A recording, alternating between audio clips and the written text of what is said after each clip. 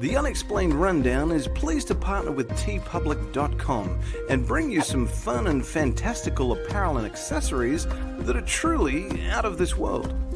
If you're keen to support the show and see it grow, be sure to check out some of the cool designs in the merch store and grab yourself a bargain. Use the link in the description below.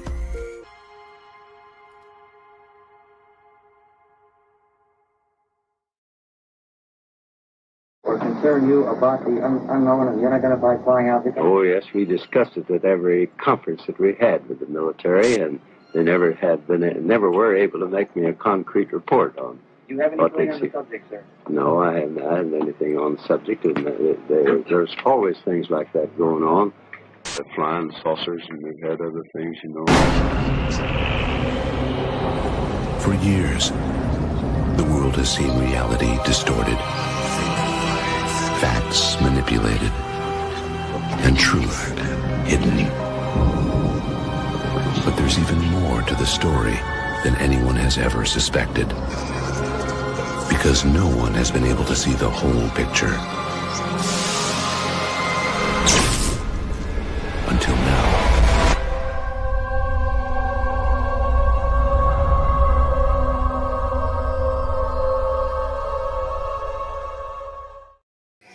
Friends, welcome back and Happy New Year. 2025, we are here. There's not a whole lot going on in ufology at the moment, so I thought I'd jump on Saturday night and do a live stream. Who am I kidding? There's too much going on. I can't keep up to date. I'm not getting enough sleep trying to bloody keep on top of what's going on. It's almost bloody 24/7 at the moment. So very, very interesting day tomorrow. And we'll talk about that as we go through this evening. So thank you all for taking some time out of your early morning, your day, your evening, your graveyard shift, wherever you are on this blue marble of ours. Thanks for tuning in for another episode of the Unexplained Rundown. If you're new to the channel, I am your host, Grant Lavac, and if you found this channel intentionally, then like me, you're intrigued by the unexplained mysteries of this mortal coil of ours, and you crave to know what's real and what's not. Got a few friends in the house, so I just want to say a quick hello to my good pal Jimmy. Always good to see you, my friend. Happy New Year to you, as well as to you, Jasmine. Great to see you, as always. Aaron is in the house. Great to see you, Aaron. Thank you for tuning in. We've got Chili Farm Brisbane. Great to see you, my friend. Thank you for tuning in. We got Starfish Troopers. First time viewer, perhaps, or listen, depending on what your platform of choice is. So thanks for joining. Blue, great to see you here. Thanks for taking some time out of your evening.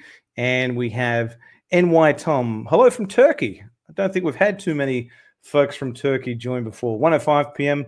So it's a reasonable hour for you. And we have Dean Miller. Great to see you, my friend. Thank you for joining. Geez, must be pretty early on your side of the pond where you are. So an exciting day for all of us that take an active interest in ufology. As always, just want to acknowledge some of the very kind and generous supporters, Patreon members, Jimmy, Jasmine, we have Clint, Shane, and YouTube member Telekinetic. Thank you, as always, folks, for supporting the channel. I truly appreciate your generosity. For those of you that are interested to go above and beyond the like, share, subscribe, which I absolutely encourage you to do if you value this content. If you want to go above and beyond that, check out the links in the description below.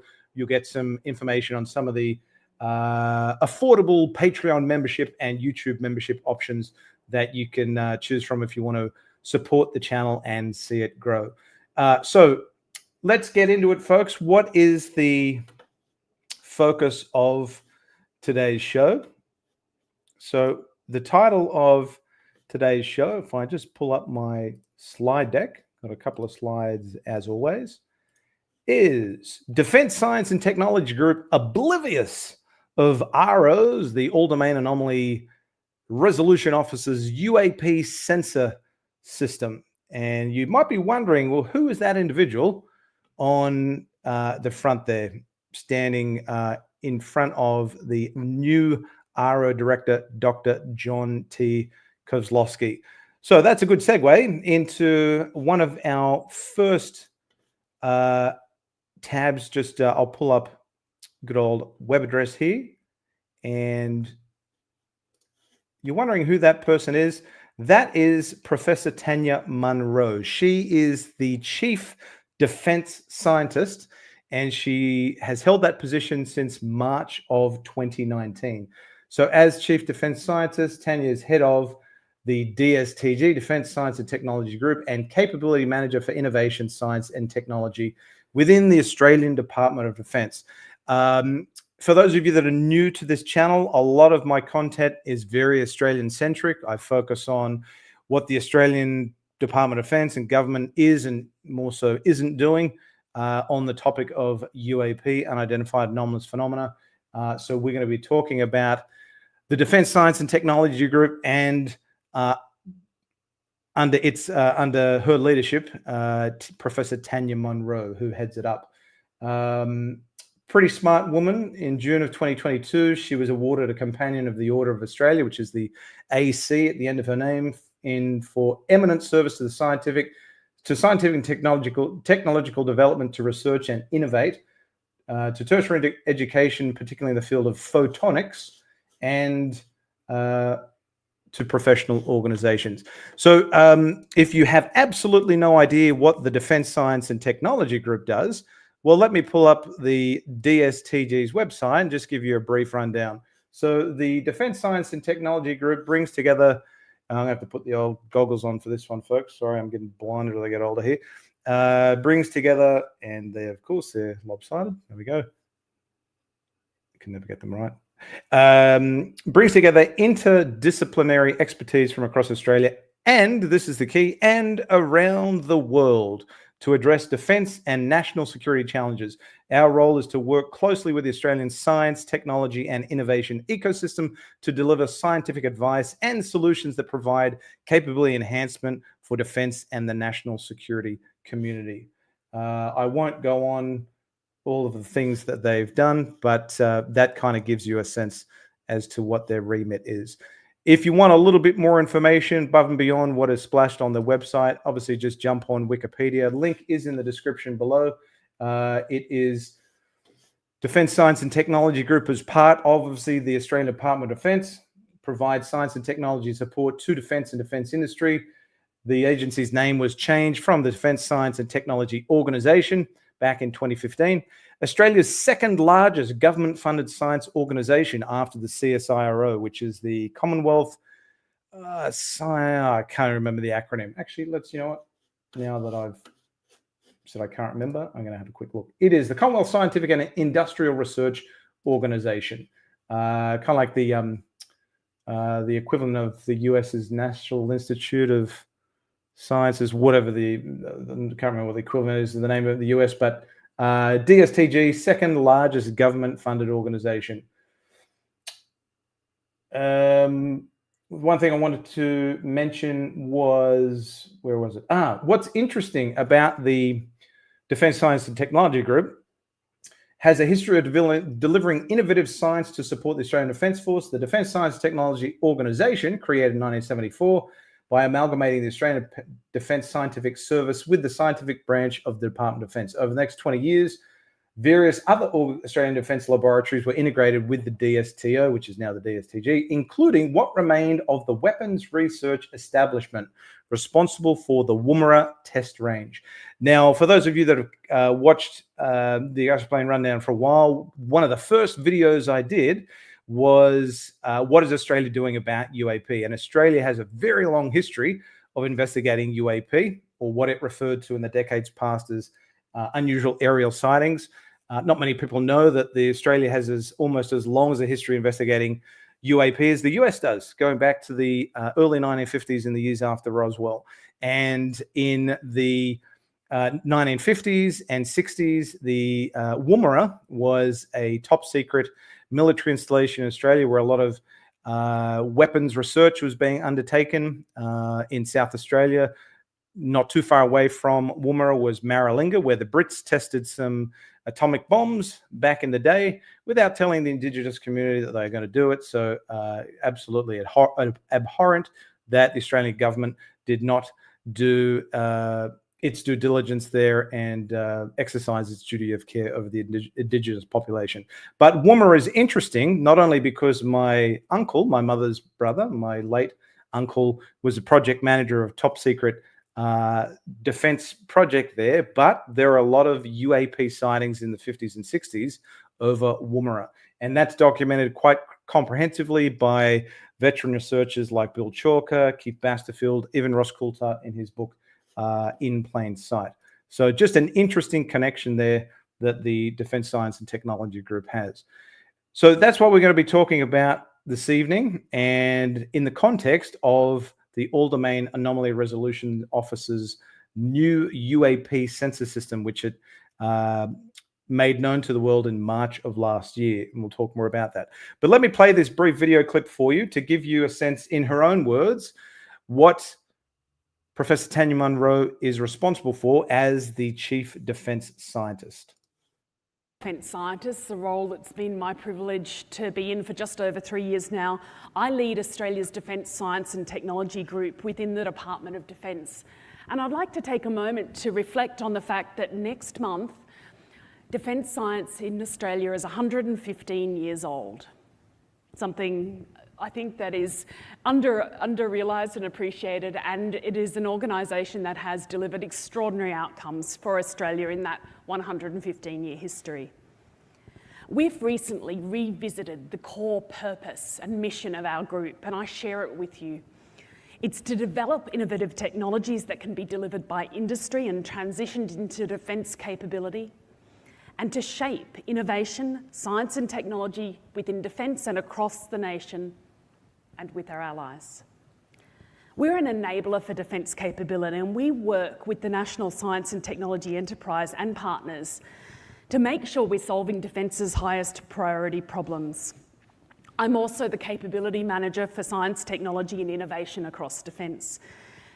That aspiration in doing that is not to control innovation top-down. That never works. That does not make sense. The aspiration in that is to make sure that we create a system in which good ideas can pull through, be tested in a real context, get into the hands of the ADF early, can be focused on our highest priority problems, and that we can remove the barriers to quickly accelerating and maturing technology.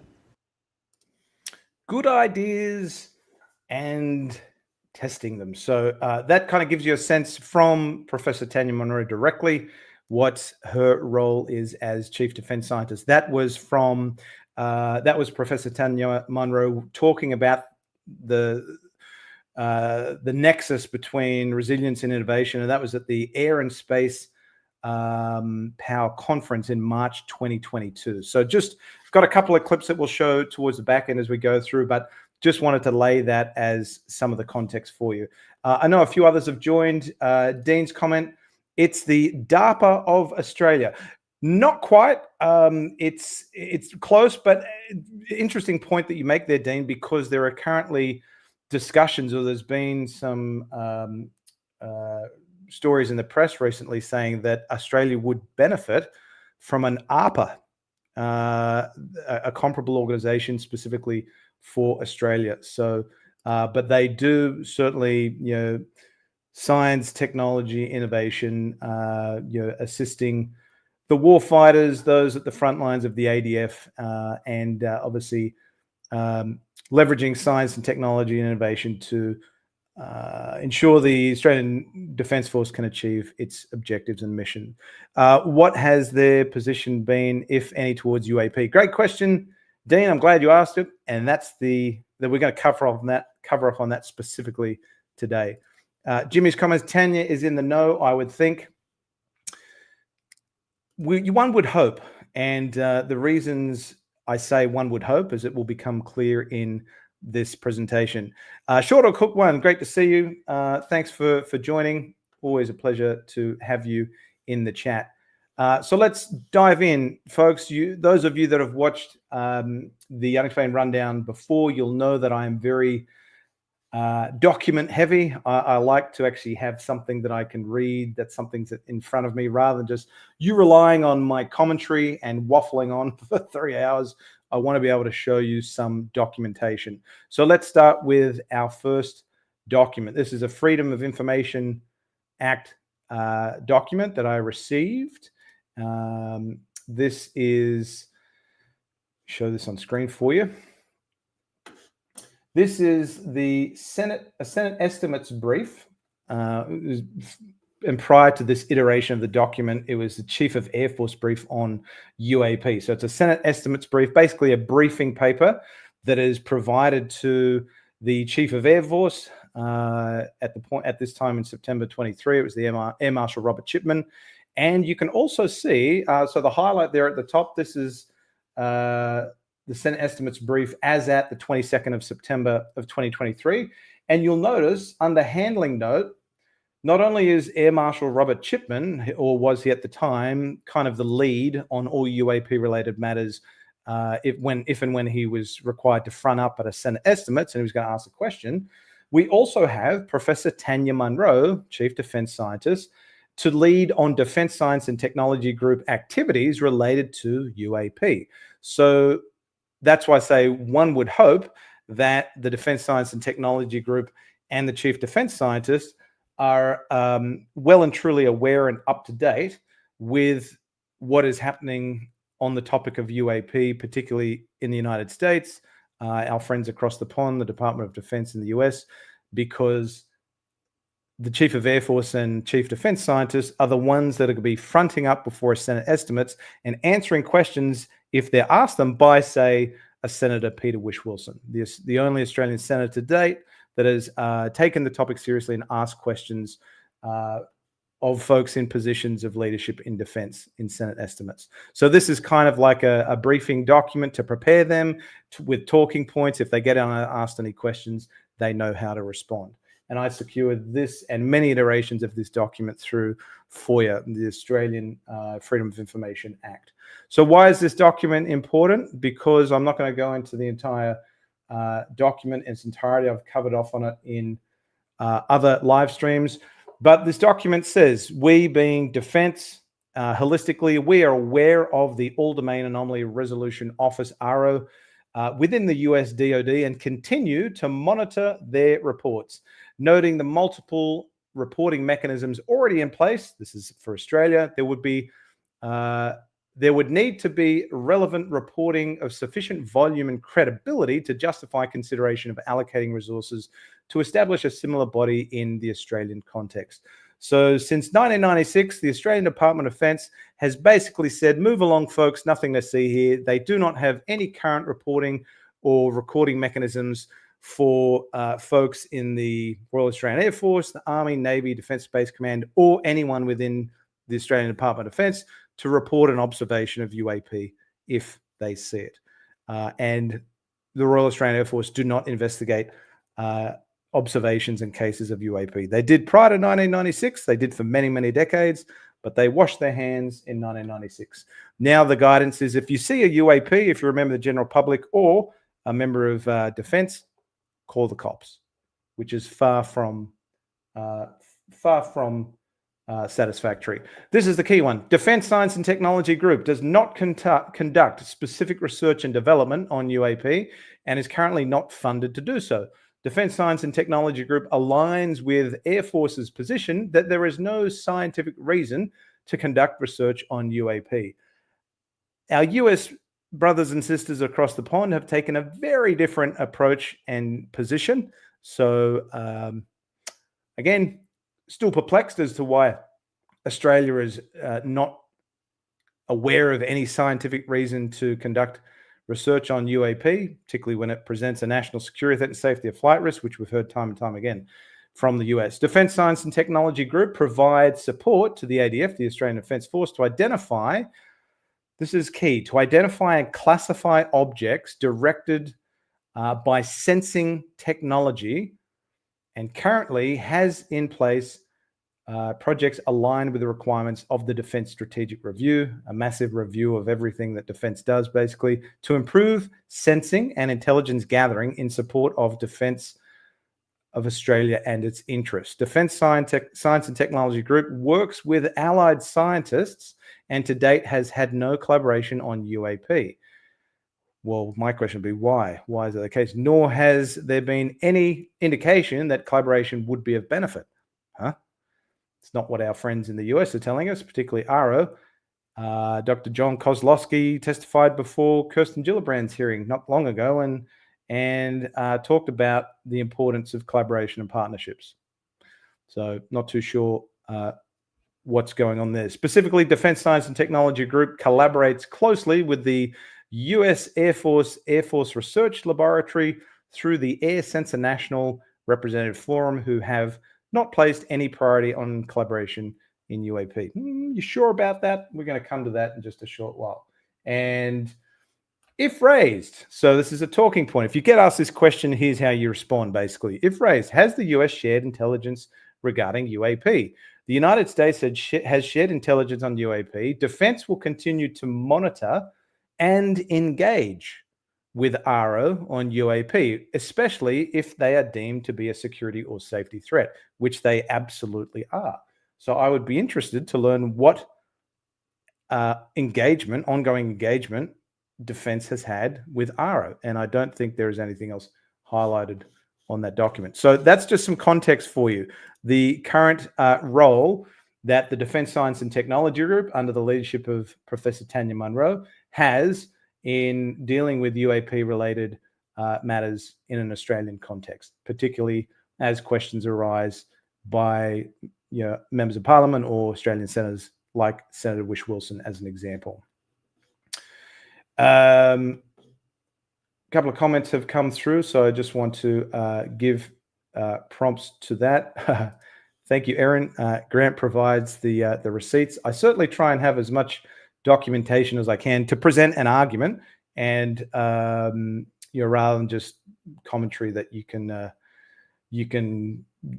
accept or reject. So I try and show you some documentation. They just don't admit it. Possibility short of one. It's laughable, and I'm just as perplexed. Who would not want a report mechanism? It's really a disservice to the men and women, the brave men and women at the front lines. Example, Ross Coulthart, October of 2023, at a speaking engagement in Sydney, which I was fortunate to attend. He said he's had F-35 pilots in his living room sitting down with him, telling him they're seeing observations of anomalous objects in Australian airspace that they're not comfortable reporting because of the position that the Royal Australian Air Force has taken to date, the commentary that's come from the Royal Australian Air Force's head chief of Air Force, and the fact that there's no reporting or recording mechanisms. What are they going to do? Report something and then have a black dot placed against their name and be taken the piss out of and risk being ridiculed and ostracized? What motivation does a member of the Australian Defence Force have to report an observation of UAP if they're going to not be taken seriously, and if there's no reporting mechanisms? It's call the cops, basically, is the guidance. So let's dive on into our next document. This is again some supporting context. So I went after. I was interested I submitted a Freedom of Information Act request on the 26th of February of this year because the Defense Science and Technology Group wasn't really the focus of my research up until early last year. So I'd kind of been focused on the Royal Australian Air Force up until then. But I submitted a Freedom of Information Act request saying, following the release of Defense FOI 386-2324, which is 2023-2024, where Chief Defense Scientist Professor Tanya Monro was named as the lead on Defense Science and Technology Group activities related to UAP. Please be advised, I wish to submit the following FOI request. I kindly request a copy of all emails, a copy of all supporting email file attachments sent to from CC'd Professor Tanya Monro for the period 1st of September 2023 to 26th of February 2024, which is the date that I submitted this request, on the subject matter of UAP, otherwise known as UFOs, etc. I also kindly request that personal details be limited to the full names of individuals involved in a response. And no documents identified. So that told me that the subject of UAP had not crossed the Chief Defense Scientist's desk by way of email. No documents, reports, briefing papers, whatsoever. There may have been another mechanism that documentation was provided to her, but it certainly was not via email. So didn't really give me much of a sense as to what maybe interest and engagement Chief Defense Scientist had taken on UAP since being added as a co-lead on on UAP in an Australian context. So that was me going after emails for Professor Tanya Monro. So what did we have come out in, when did it come out? In November of 2024. Well, you'll recall that AARO delivered its consolidated annual report for fiscal year 2024 on UAP. Why is this document important? Because if we scroll on through, and I've just made some highlights, let me zoom on in so it's a bit easier on the eyes. Under scope, each report that AARO provides shall include, with respect to the year covered by the report, the following information. And one of the congressional mandates that was given to AARO was you have to provide an update on the consultation by the United States with allies and partners on efforts to track, understand, and address UAP. So one of their congressional mandates is to coordinate with allies and partners, international partners of the United States, to better understand the nature and extent of UAP. They also indicate in the report, oops, I don't know why it hasn't highlighted, oh crap. Did it highlight everything? I'm gonna have to go through it one by one. AARO drafted this report in coordination with, oh, wouldn't you know it, Air Force Research Laboratory, AFRL, of which the Defense Science and Technology Group has a collaboration partnership with. Let's come on down.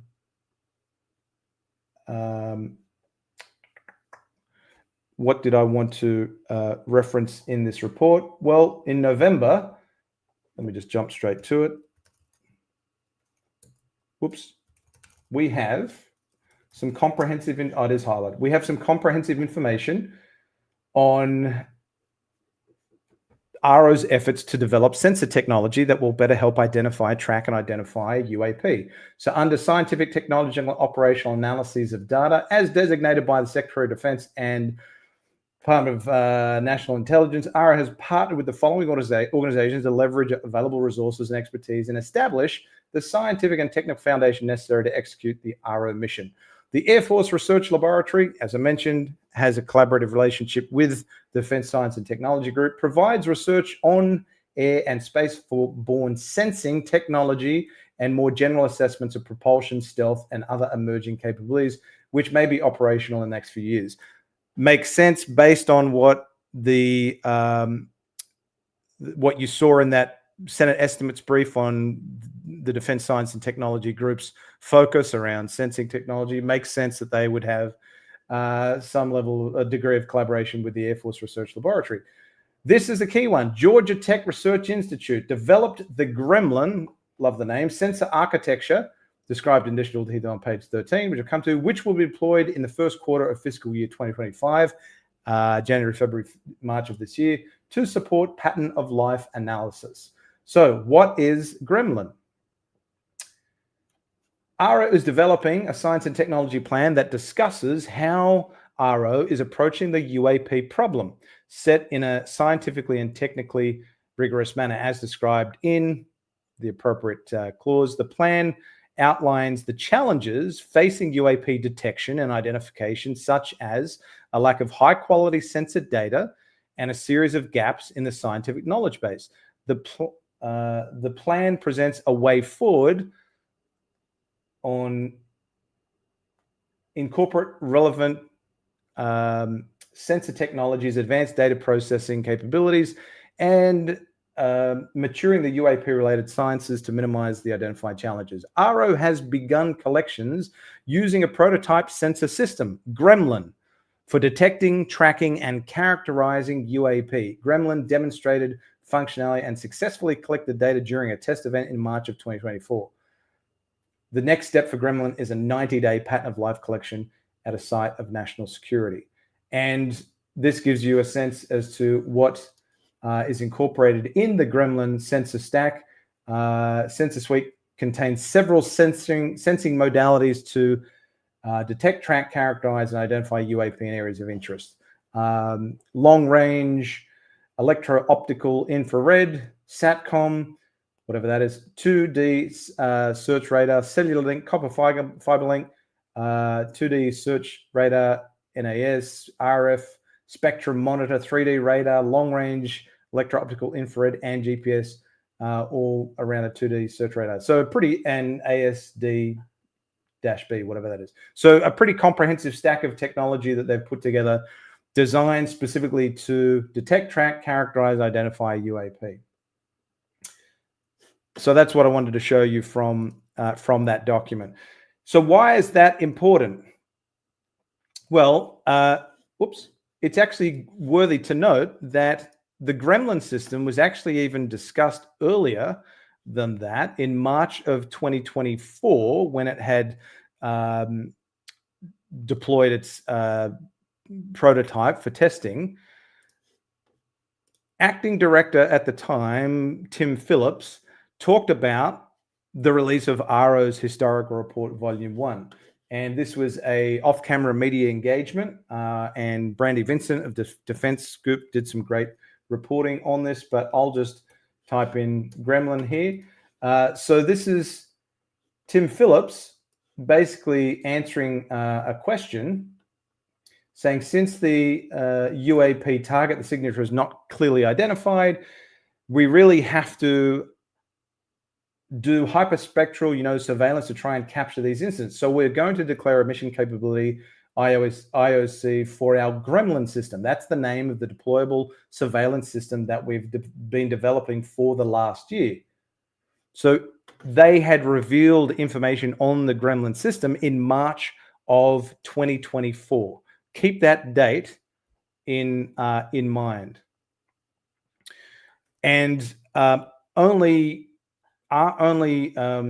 not too long ago, when AARO released its annual report in November of 2024, the new AARO director, Dr. John T. Kozlowski, talked about the AARO's sensor system, the Gremlin system, as well as the importance of having engagement with allies and partners as they attempt to better understand the nature and extent of UAP. So let me just play these brief clips for you. So this puts it all into a bit of context for you. Let's just move to. So this is from, I played this in December, the last live stream I did, but let's listen to Dr. John Kozlowski talk briefly about AARO's Gremlin sensor, and this is courtesy of News Nation. Thanks. Thank you so much for doing this. I'm Brandy Vincent with DefenseScoop. One question on the report and then a follow-up. It noted that the next step for Gremlin, the Gremlin capability, is conducting a 90-day pattern of life collection at a national security site. Where is that going to be? How did you pick that location? And what ultimately are you guys trying to accomplish with that? So it's currently deployed. We'd rather not say exactly where it is because we want it to be an unbiased test and don't want to invite folks to come and do flyovers and test against the system. We chose that specific location because of the environment. We expect there to be a lot of variety in the types of things that we're going to see, and there have been UAP reports in that general area.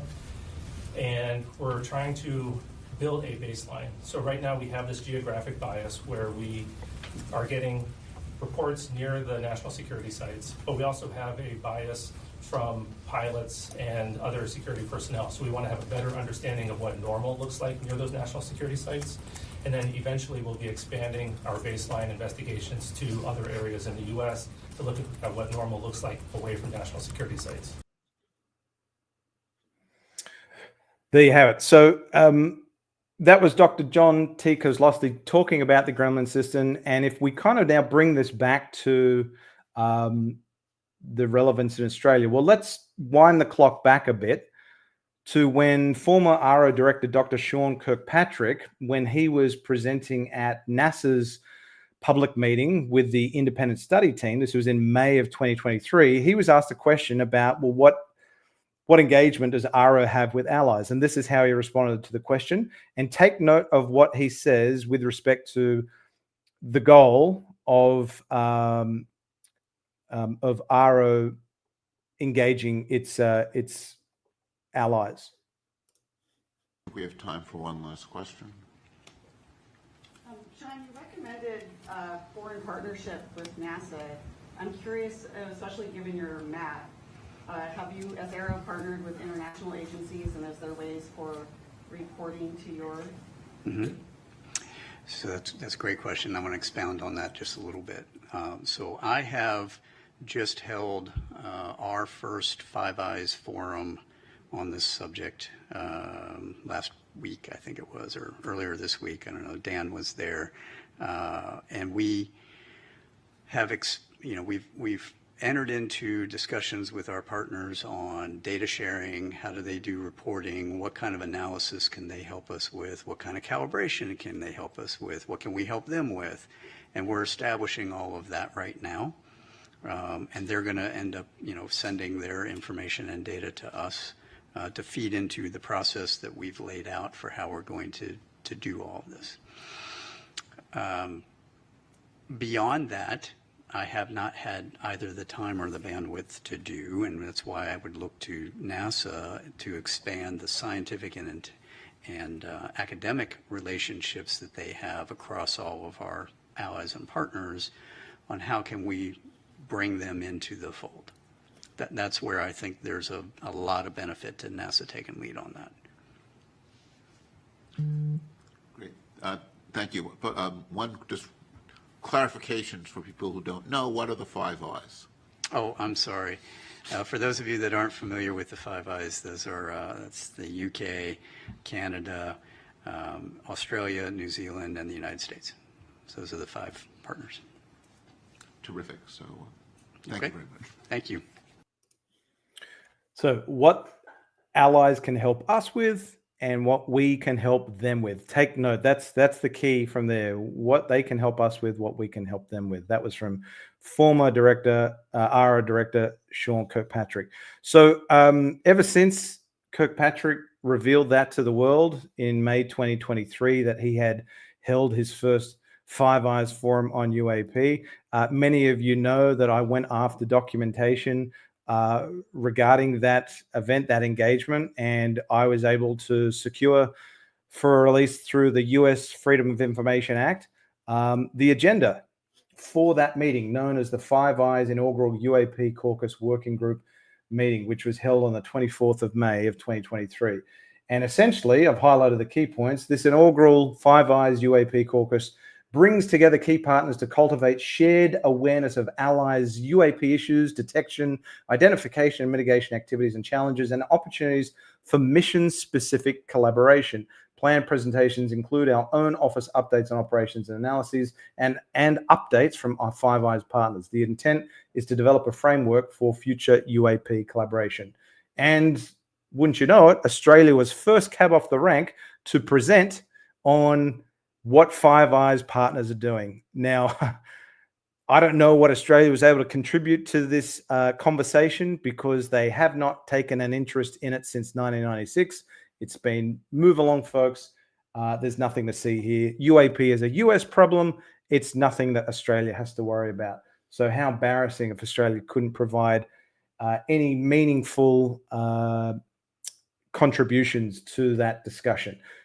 They may have been able to, though, because I've long suspected that the Australian intelligence community, more than likely, and I say this with an incredibly high degree of confidence, Defence Intelligence Organisation were represented at that meeting and were the ones that were providing information on Australia's current and historical efforts. I say current with a big question mark because it's unknown as to what the Defence Intelligence Organisation is the extent of its current participation and efforts on UAP. I wouldn't data collection or information, keeping tabs on what is going on across the pond and at home. I don't know because unfortunately the Defence Intelligence Organisation is exempt from FOIA. I can't get any information from them, at least for 20 years anyway. I can put in a request with the National Archives of Australia after a 20-year period. So if I want to know what the Defense Intelligence Organization talked about at that meeting, if in fact it was them, which again I suspect it was, I have to wait until 2043 until I can request it through the National Archives of Australia. And it may not even be released if it's classified, but I suspect it would be released.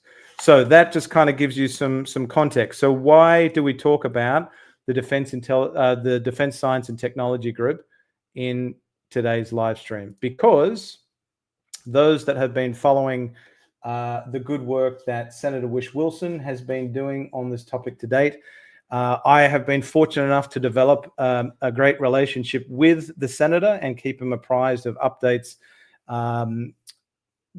that happen across the pond in the US, at home with what I'm able to find through FOIA. And I proposed the following questions for Senator Wish Wilson to ask by way of a question on notice. So for those of you that aren't familiar with what a Senate estimates is, it's kind of like a budget oversight hearing where senators ask questions of those in positions of leadership and authority in government, namely defense, for us interested in UAP, to ensure that government spending is not wasteful, that taxpayer dollars are being properly spent, taxpayers get a return on investment, there isn't waste for fraud, waste and abuse of Australian taxpayer dollars. Now, Senator Wish Wilson is a participating member for the Defense Foreign Affairs and Trade portfolio for Senate estimates. So he does not get nearly as much time to ask questions in person at a Senate estimates. Given that reason, it's more advantageous, it's more beneficial for him rather than wait around all day at a Senate estimates to get 8 to 10 minutes of time to talk and ask questions. It's sometimes more beneficial for him to craft a written question known as a question on notice, submit that to the Australian Department of Defence, and have them respond in writing. And so this is a question that I proposed to Senator Wish Wilson. I was very pleased to learn that he had adopted it and he had formally submitted it for response from the Australian Department of Defence.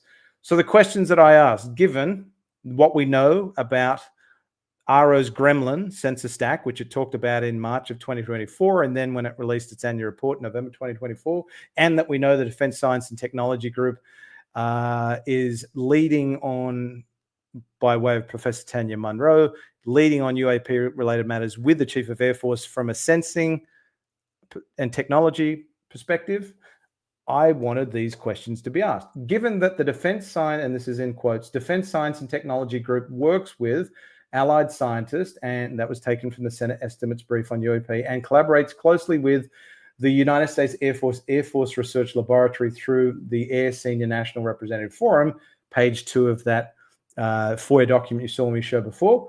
To what extent have Defense Science and Technology Group personnel engaged with the US Air Force Research Laboratory to date on the UAP topic?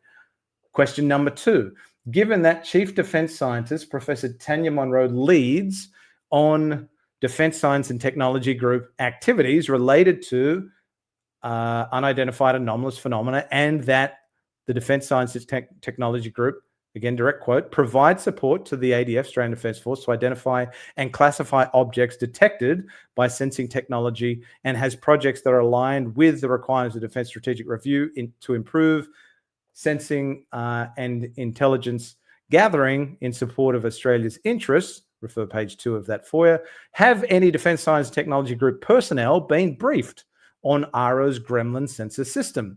And would such a system be of benefit to improving sensing and intelligence gathering in support of Australia's interest? 2 very, I believe, valid and pertinent questions, considering DSTG are actively leading with the Chief of Air Force on UAP-related matters in Australia.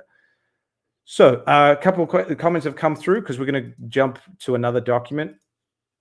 Jimmy says, Oak Ridge National Laboratory. Yes, good point, which you may have seen, is Sean Kirkpatrick's new home after leaving the AARO director position.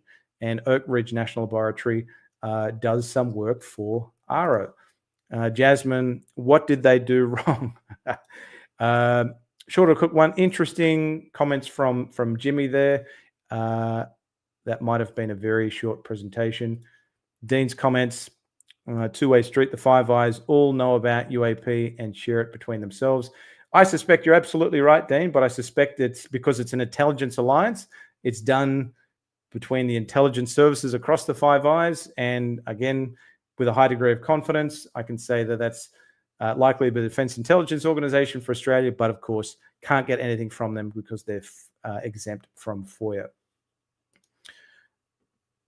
We'll be watching in 2043 to see what they said if I go after that document through National Archives of Australia. Keep you posted. Might not have any here by then, but we'll see. Just wait until tonight. May not need to. Yes, very good point, Dean. And we'll come to that as we go through.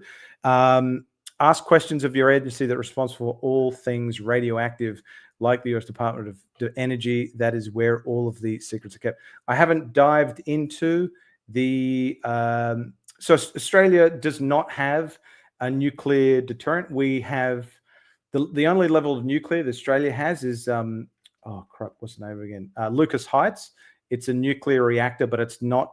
and someone might correct me if I'm wrong, it's not intended to produce nuclear energy, nuclear power. So we actually don't have a nuclear armament in Australia. However, we are about to acquire, by way of spending almost $500 billion, 3 Virginia-class attack nuclear submarines. They won't be armed with nuclear weapons, but they're going to be nuclear powered. So it's... yes, certainly is regulated in terms of what Lucas Heights do, but there is a big conversation in Australia at the moment that we should move to nuclear energy, and it's kind of being pushed back and forth. Marie, hey Grant, going to show Foreign Affairs Penny Wong live again. I think I've done that to death, Penny Wong's ignorance on the topic, so I might steer clear of that one this evening. But thank you. One or two other questions I just wanted to come to. Where was it? So I don't miss it. Sorry, folks, I have to kind of go through them one by one. Oh, thank you for your kind words there, Shorter Cook One. You're right, great request, Liz. And I have to thank John Greenwell Jr. for a lot of the FOIA requests I've done. I've kind of modeled some of them off of his success. Have you heard anywhere in Australia experiencing UAP, UFOs, flyovers like in the States or in the UK? Well, we'll get to drones a little later on in this live stream. Ross had received reports of drone activity over Sydney Airport, but I haven't personally heard of anything specific to drones or... Well, that's not entirely true. There has been, and I can't reveal any information about it, unfortunately, because it was provided to me by a trusted source who didn't want to reveal it. But there has been some drone activity across some installations. There was one in 2021 in Darwin, critical infrastructure, that had a drone incursion, and nothing was done about it. It wasn't reported because there's no reporting mechanism. RAF didn't do anything about it. Air traffic control didn't pick anything up.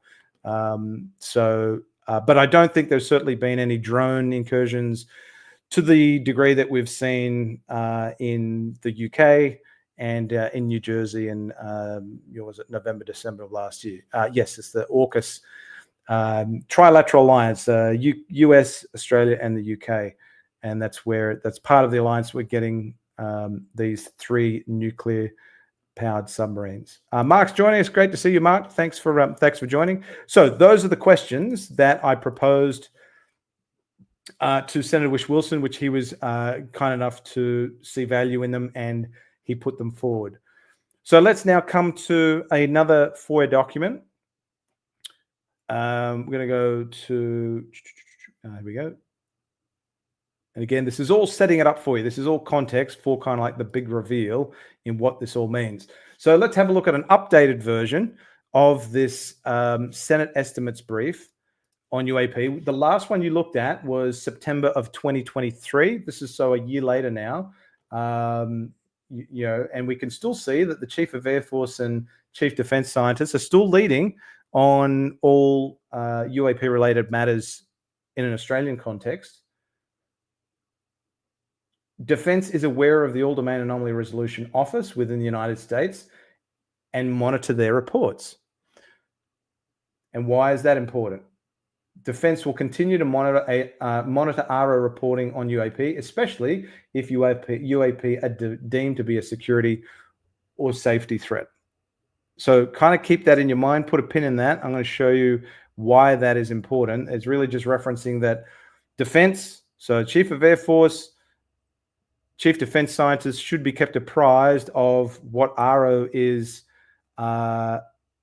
reporting on by way of its historical report, Volume 1, its annual report, which was released in November 2024, and we're due to receive Volume 2 of their historical report anytime soon. It's well and truly overdue. Where do I want to go? So let's now go to our next document. I lost my mouse here. Here it is. Okay, here's the next one. There we go. All right. So this was a FOIA request. Now, remember what you just saw. It says AARO, in September of 23, they said AARO continues to monitor and engage with AARO. Defense continues to monitor AARO's reports and engage with AARO if UAP are deemed to be a security or safety threat. So I submitted a FOIA request on the 10th of October asking them to provide any information pertaining to any ongoing engagement the defense had with AARO. The United States has shared intelligence on UAP. You remember me reading this before from that Senate estimates brief. Defense will continue to monitor and engage with AARO on UAP, especially if they deem to be a security or safety threat. On consideration of the above statement, please be advised I wish to submit the following FOIA request. I kindly request documentary evidence of engagement by and between Defense and the AARO on UAP between 1st of May 2023 and 10 October 2024.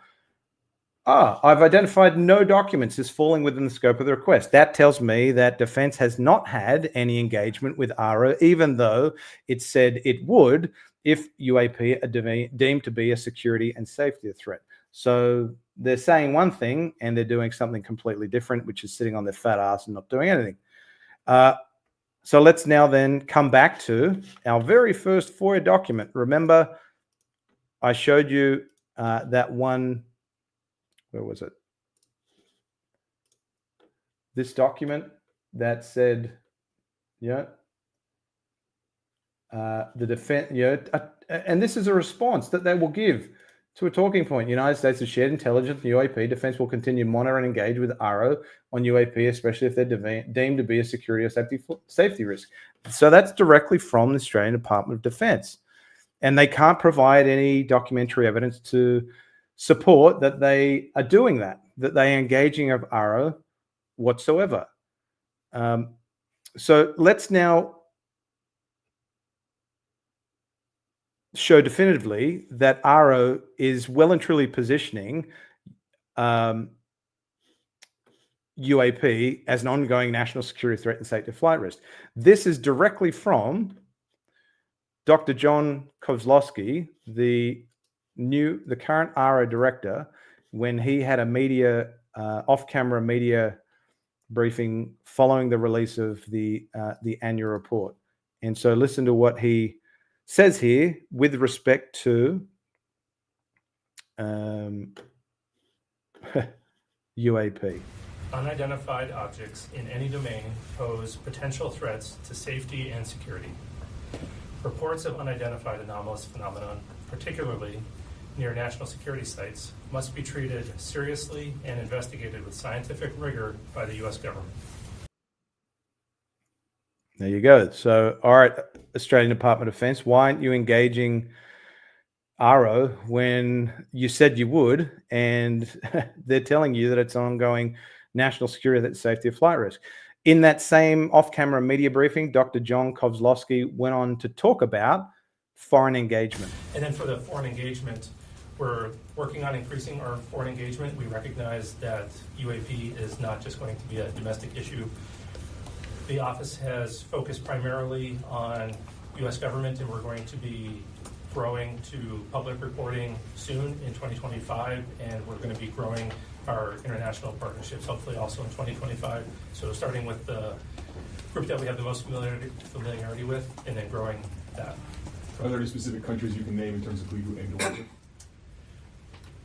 We are going to be starting with the traditional allies of the DoD and the IC, and we'll leave it at that for now until we have those partnerships well established, and then we'll probably come out with more information.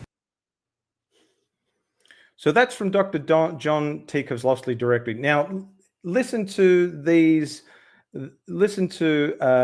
what Professor Tanya Monro, the Chief Defense Scientist, says about Defense Science and Technology Group leveraging allied technology, having technology foresight, and the importance of relationships with allies before we get to we culminate with the big conclusion of what it is we're talking about here. So this is from, again, Professor Tanya Monro in 2022, talking about leveraging allied technology. Australia is not alone in recognising the critical role that innovation plays in preparing our armed forces to meet the challenges of the future. The technology used by our partners, our allies, and our potential adversaries is also advancing apace. And for me, this raises three really important questions. The first is to keep up. Can we adopt similar or better technologies to allow the Australian Defence Force to maintain comparative combat power? The second question is, can we adopt measures to defeat or minimise the impact of technology that might be used by potential adversaries? And the third is, can we identify specific opportunities to give Australia a capability edge that suits our size, our skills and our resources that cannot be easily defeated, copied or neutralised by an adversary? Now, answers to these questions involve harnessing niche research capability in our universities. They require building sovereign industry capability, and they require new ways of working and sharing information with our closest allies. So again, keep these comments in mind in the context of everything we've talked about thus far, what AARO's done, develop this sensor stack system that's going to help detect, track, characterize, and identify UAP, and keep these comments in mind directly from Professor Tanya Monro. So this same conference in 2022, she then goes to talk about technology foresight. Of course, one of the best ways to weather challenges is to see them coming and to be prepared. And so technology foresighting is an area of significant growth within Australia. We're working across whole of government with a focus on developing a cohesive approach to monitoring, analysing, evaluating the implications of science and technological developments to prevent strategic and tactical surprise. We're investing in improving technology foresighting techniques and methodologies so we can enhance our ability to track, detect, and model game-changing technologies. And disruption is not merely a characteristic of a technology, that's lazy thinking, but it is rather a process that arises from the congruence of the technology, its concept of use, and the environment in which it's applied. And we see this routinely now with the quick adoption of commercial off-the-shelf technologies to new problems. So it's on technology foresight. So now in 2023, this is a clip from her keynote address at the Universities Australia Conference, where she talks about the importance of relationships with allies. Say strongly enough how important our partnerships with our allies are. We haven't talked about AUKUS and AUKUS Pillar 2 here, but our deep interconnectedness, interoperability, but deep science and technology partnerships both with the US, the UK, the Five Eyes, Japan, Republic of Korea, Singapore, etc., are absolutely pivotal. What I am seeing is a shift into greater willingness from our key allies to actually say, you know, Australia's really good at that. We'll just use their strength in this and not have to replicate it. All right. So what was the Australian Department of Defence, the Defence Science and Technology Group's response to that question that was submitted as a question on notice, to those two questions by Senator Whish-Wilson that I drafted for him. So let me pull those up for you. Actually, I'm just going to give myself a reminder on which document it was. It was number 4. All right. Prepare yourself, folks. This was the response from these were the 2 questions. What was the response? The Defense Science and Technology Group are not performing UAP research and therefore not collaborating with the US Department of Defense on this topic. Defense Science and Technology Group have not been briefed on the alleged AARO Gremlin system. They haven't even fucking read the annual report that AARO put out on UAP, where they documented comprehensively what they're attempting to do with the Gremlin sensor stack.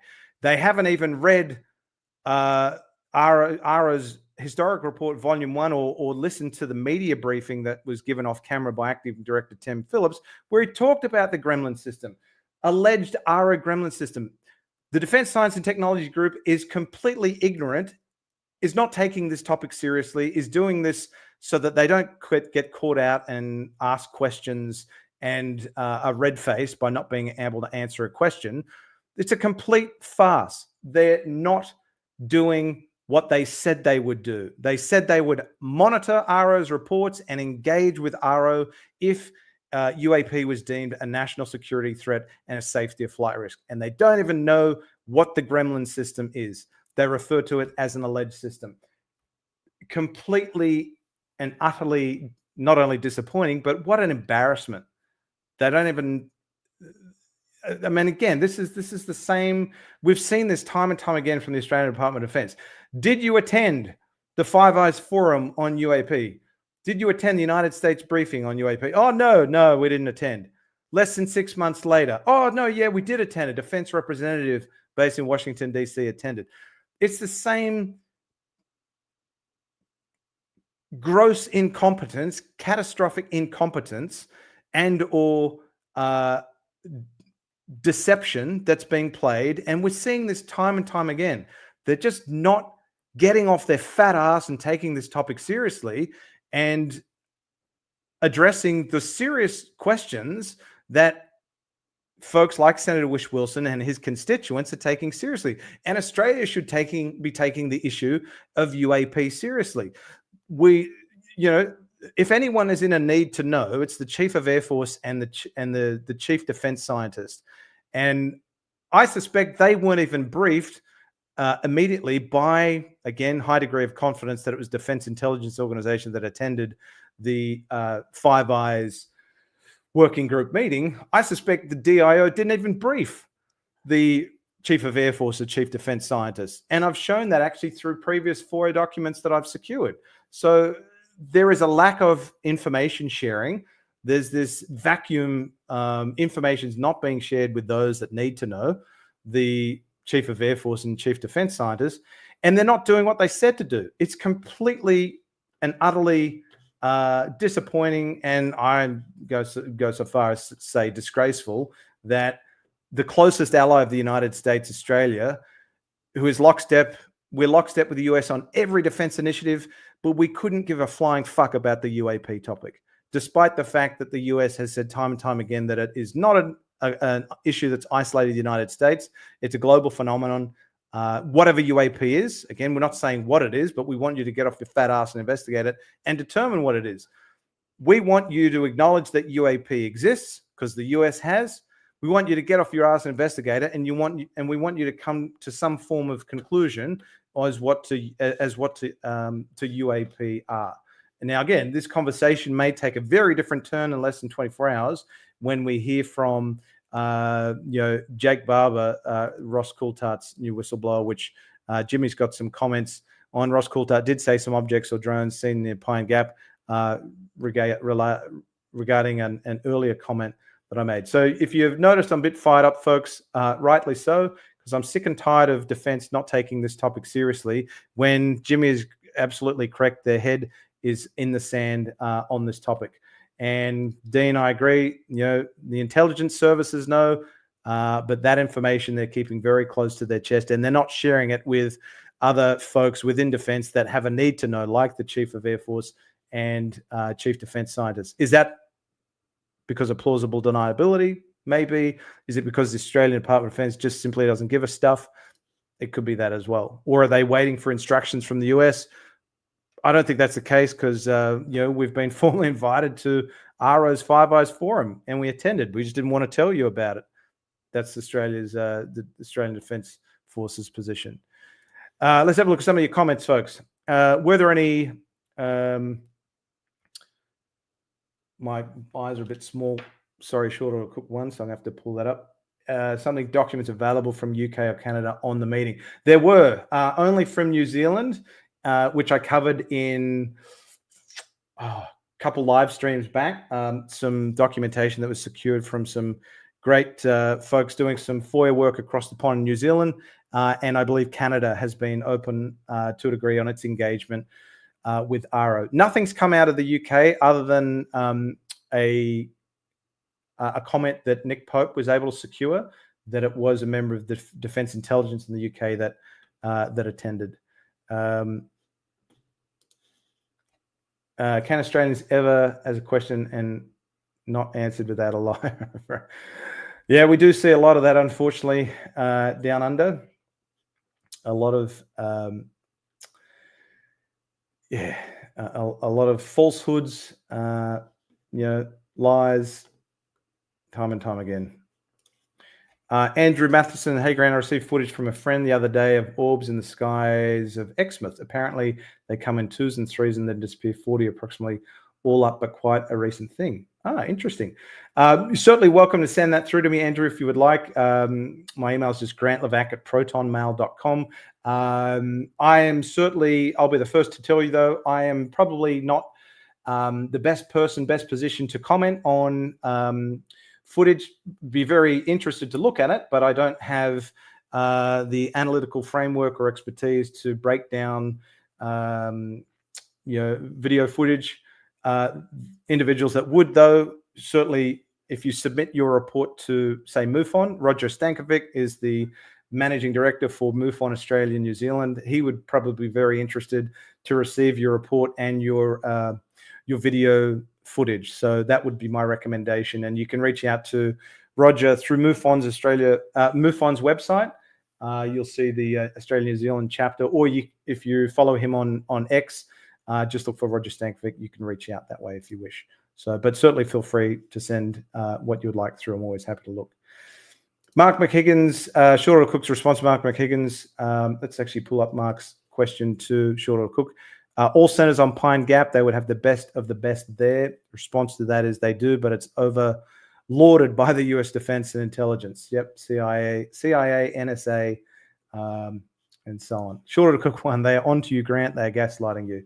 Yes, they are. I think I've probably become a thorn in Defense's side for a long time, and they like to give me the runaround with the responses to FOIA. I'm starting to appeal a lot of them, and it's just it's unfortunately a hamster wheel game sometimes, which is a bit frustrating. Dean says, yes, MUFON US has specific people that only do video photo validation. There you go. So some good information, hopefully, for you to maybe send through some of that footage if you so desire. All right, so let's now, that's the lead story for this live stream, folks. Just wanted to kind of give you a sense as to how out of touch and in the dark the Defense Science and Technology Group is when it comes to taking the UAP topic seriously, not even aware of AARO's Gremlin system when they say that they monitor AARO's reports and they engage with AARO. Complete bullshit. So let's now continue on with the rundown. I want to take you through to a few other stories that have been happening close to home that may be of interest. If this is not of interest, I understand that it's not for everyone. So if you do need to exit, feel free, or if you have other commitments, you can always come back and watch the recording at any point in time. So this is another key one. Let's now have a talk about some of the great reporting that Daniel Otis is doing out of Canada for CTV News. Sky Canada project, their long-awaited report has now been released. It was released only a few days ago. And Daniel tweeted this. He said, in the new Sky Canada project UAP report, the Canadian government's top scientist urges Ottawa to create a UFO research body like the US, France, and Chile. Learn more about the report there. So let me pull up. Daniel did a great article on Sky Canada project's report. So let me pull it up for you. I'll just read some of the key takeaways. Here it is. And all the links, by the way, are in the show notes below. So if you want to read this at your leisure, you can. Grog goggles on a bed again. And I say grog goggles because I'm on the good stuff. What we learned from Canada's first UAP report in decades. This is by Daniel Otis a couple of days ago. New report on identified flying objects reveals what the Canadian government's top scientist thinks about UFO sightings and the way they're handled. The first of its kind in Canada in decades, a highly anticipated report makes several bold recommendations, including that cases should be officially investigated in the country. Canada, it concludes, ought to follow the lead of countries like the US and create a dedicated service to study sightings of unidentified objects and lights in our skies. The recommendations are part of a preliminary report from the Sky Canada project, which was launched in 2022 by the Office of the Chief Science Advisor of Canada to investigate how UFO sightings are handled in the country. It is the first known Canadian government UFO research effort in nearly 30 years. A quote from the Chief Science Advisor, my role is to provide independent advice to the Government of Canada. That was provided to CTV News in a written statement. I am convinced that my recommendation will be taken seriously by our leaders.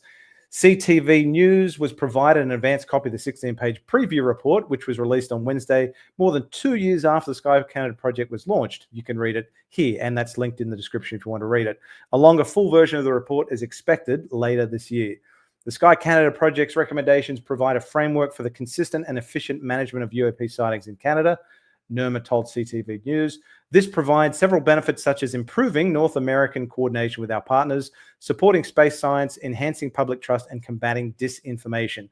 These are all priority issues for Canada. Used throughout the report, the acronym UAP typically stands for Unidentified Aerial or Anomalous Phenomena, which has largely replaced the term like UFO and identified flying objects in official circles. After decades of dismissal and denial by the US authorities, NASA, the Pentagon, and the American lawmakers have all gone public about their recent efforts to investigate UAP. The Pentagon has even established a UAP research bureau known as AARO. Our goal was to find the current resources and processes in place for handling and following up on UAP reports, to compare them with the best practices in other countries, and to make recommendations for potential improvements, Nirma explained in the report's opening message. The preparation of this report has garnered more public anticipation than any project in the history of the office. Dedicated service to study UFOs. The report's most significant recommendation is for the Canadian government to establish a dedicated service to manage and analyze UAP data, hosted by a federal entity like the Canadian Space Agency. This would collect testimonies, investigate cases, and post its analyses publicly. It would also take the lead on informing Canadians about UAP and coordinate with other government entities and international partners. A more structured approach to the management of UAP reporting in Canada would be beneficial on many grounds, the report argues. It would enhance in transparency and combat disinformation. It would also demonstrate Canada's commitment to scientific rigor and inquiry. Australia, take note. It remains to be seen if the Canadian Space Agency will act on the Sky Canada project's suggestion that it run the new UAP research body. In a previous statement, CSA spokesperson told CTV News that the study of UAPs does not fall within the CSA's mandate, and there are currently no plans to explore the topic in the future. And that's very consistent to the Australian Space Agency. They're not interested in looking at UAP, despite the fact that NASA had formed this independent study team to assess whether it would be a benefit for NASA to devote investigatory efforts to the topic, and they determined that there was value.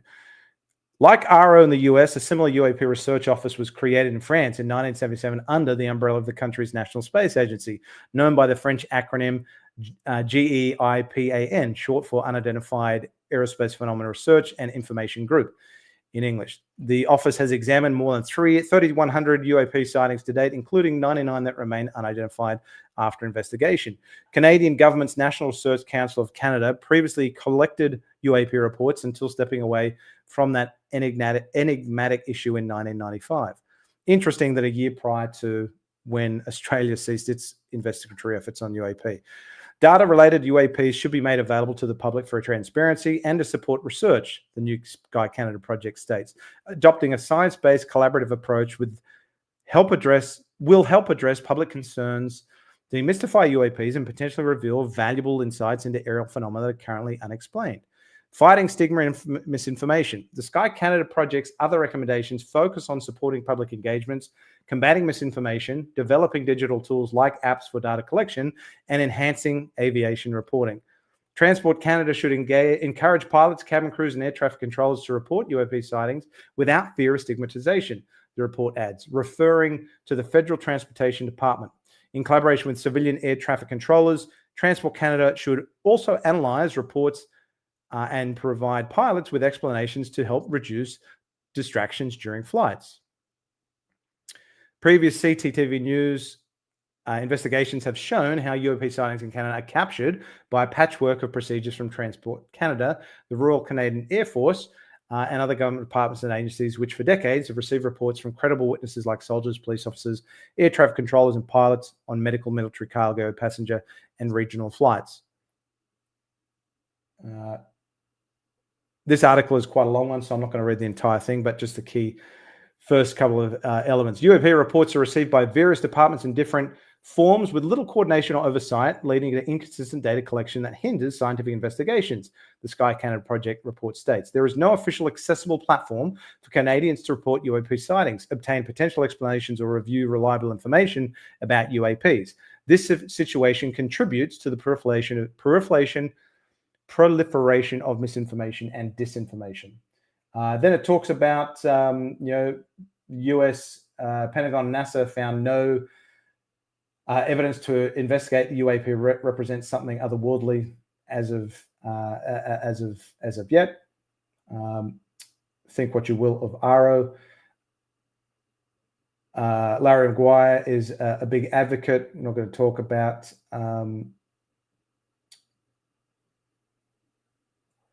I'll just see if there's anything else. And then I'm going to move away from now this article, and I want to show you just a couple things I've highlighted in the actual report, because it's very interesting. And so let me show you. Where is it? Hang on. See if I can find the report. Here it is. So this is. Oops. There we go. Let's just move back to the old slide deck here. So this is the preview report that you can access via the link that's in that CTV News article. Again, link is in the description below. So let's have a look at some of the things that report says. So let me pull up the actual report, and I'll just zoom on in. So you can see a couple of things that are of interest. Management of public reporting on UAP in Canada, preview of the upcoming Sky Canada report from the Office of the Chief Science Advisor of Canada, January 2025. Okay, so let's just go through very quickly some of the things I've highlighted. Our goal was to find the current resources and processes in place for handling and following up on UAP reports, to compare them with the best practices in other countries, and to make recommendations for potential improvements. Worthy endeavor. Introduction. The Sky Canada project was initiated to review current practices surrounding public reporting of UAP in Canada. The project was spurred by increased public interest and recent developments in other countries, particularly the United States, where formal procedures for addressing UAP sightings are in development. The study explores the current reporting landscape, identifies gaps, and provides recommendations to enhance transparency and scientific inquiry on UAP issues in Canada. The methodology: the Sky Canada team gathered information from federal departments and agencies, stakeholders, experts, and other organizations on how UAP observations reported by the public are handled in Canada. The main organizations and individuals consulted are listed in this report in Appendix A. They reviewed the approaches taken by a few other countries, mostly G7 nations and members of the Five Eyes. Now, I suspect they're only talking about the US there, because it doesn't reference anyone other than the US in the report at a Five Eyes level. In addition, they conducted a survey, an online survey of Canadians to gauge public views on the topic of UAPs. Some of the key findings of the survey: a majority of respondents support the establishment of a federal government service to gather UAP reports and make findings publicly available. The gaps are identified in Canada: a lack of cohesive and standardized system for reporting and follow-up, absence of public engagement, limited analysis of UAP reports, so reports of UAP sightings are not further analyzed unless they are deemed to pose a safety or security risk, insufficient scientific involvement, modest efforts to enhance science literacy, including around planetary sciences. And when they talk about international comparisons, they're saying the processes in place, they looked at the processes in place in a few countries, notably the United States, France, and Chile, provide interesting examples of coordinated, transparent, and scientifically driven approaches to UAP reporting. Now, it's a shame that they're the only three countries that are really taking this topic seriously: US, France, and Chile. Obviously, Brazil taking the issue seriously. I don't know to what extent, maybe if that's historical or current with France and with Chile, and they talk about it in this report. Recommendations: reporting and data oversight, identify a lead, establish a dedicated service, enhance reporting capacity in civil aviation, and from a communication standpoint, promote intergovernmental collaborations. What is really interesting in this report is the research that they undertook, or the recommendations that they want to conduct surveys. And they conducted one survey for this report. They also talk about international collaboration, the importance of information sharing. The lead organization should establish partnerships with international entities dedicated to UAPs, such as AARO, NASA, France, Chile, and other countries if they start to follow suit. Cooperation in research and communication. Canada should actively engage with international partners for research collaborations and public awareness efforts. Conclusion: adopting a science-based collaborative approach will help address public concerns, demystify UAPs, and potentially reveal valuable insights into aerial phenomena that are currently unexplained. Australia needs to do what Sky Canada Project has done. And this is a really good template for what Australia, the UK, and New Zealand should do. Now, they've looked at it from a civilian perspective. The main organizations that were consulted: Department of National Defence, equivalent to the Australian Department of Defence; Defence Research and Development Canada, equivalent to the Defence Science and Technology Group. Wouldn't you know it? This is what is most fascinating with this report. Appendix B, Canadian Survey of Public Views on UAP. The office hired a firm to conduct an online survey of Canadians to gauge public views on UAP, and the results are very, very interesting. How strongly do you agree or disagree with the statement, UAPs represent an issue for flight safety in Canada? Nearly 40% of respondents consider that UAPs represent a flight safety issue. How strongly do you agree or disagree with the statement? The nature of some UAPs has not been confirmed. Over half, 55% of Canadian respondents agree that the nature of some UAPs has not been confirmed. What do you think is behind or the source of UAPs? 71% don't know or didn't provide a response. With respect to UAP sightings and reportings, over the course of your life, have you ever seen an object or phenomenon in the sky that you could not identify? If so, when did it occur? Over 1 in 4 respondents, 27%, claimed to have had a personal experience with the UAP over the course of their life. Did you report or attempt to report your observation? B, to whom did you formally report your observation? Among the respondents who have seen UAP, only 1 in 10 reported or tried to report their experience. So what's that? 10%. And remember Ryan Graves, when he testified before House Oversight Committee in 2023 with David Fravor and David Grush, said that he reckons that only 5% at that point in time are reporting. So 95% of sightings are still going unreported, even though they've made a concerted effort to implement reporting procedures. So, there's still obviously a degree of stigma associated with reporting, even though that's improving. Who would you contact today if you wanted to report UAP sighting? 38%, nearly 40% respondents would not know who to contact to report a UAP. I'd be interested to learn if Australians know that they have to call the cops if they see a UAP. Who would they call? Role of the federal government. Do you think reports of UAP UFO sightings are something that the government of Canada needs to do anything about? Half of respondents feel that the government of Canada should do something about UAP sightings. How important is it, if at all, that the government of Canada do each of the following? Establish a service agency to whom Canadians could report sightings of UAPs. Make information on reported sightings publicly available. The majority, 55% of respondents, feel it is important that a service agency will be established to whom Canadians could report UAP sightings. And 71% would like the government to make information about sightings publicly available. I didn't highlight that. How strongly do you agree or disagree with each of the following? The government of Canada needs to take UAP seriously. The government of Canada should inform Canadians about UAP. About half, 49% of respondents agree that the government of Canada needs to take UAP seriously. And 60% agree that the government should keep Canadians informed. How strongly would you support or oppose the government of Canada dedicating public funds to transparently investigate sightings reported by Canadians? About half of respondents, 49%, would support the government of Canada dedicating funds to investigate UAP sightings. Some very, very interesting questions.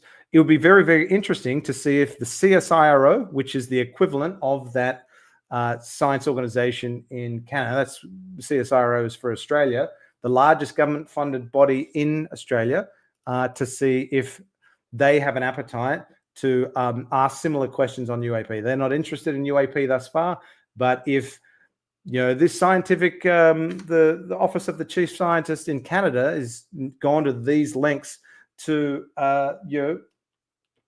do some research on UAP, conduct comprehensive survey, and make some formal recommendations for the Canadian government to adopt, maybe the CSIRO should consider doing the same. And where I think these questions are really important for the Australian Department of Defence is for this very reason. Let me show you our next FOIA document.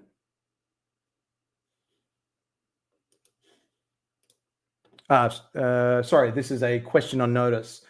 Senator Wish Wilson asked the Department of Defence on the 1st of April of 2022. I'm not going to read all the questions. What records of observations or sightings of unidentified aircraft have been made over the past 20 years? What records of unusual or unexpected events, referring to a previous question notice, have been made through the Royal Australian Air Force aviation safety procedures over the past 20 years? The response: there are no records or observations of sightings of unidentified aircraft made over the past 20 years. There are no records of unusual or unexpected events made through the RAF aviation safety reporting procedures over the past 20 years.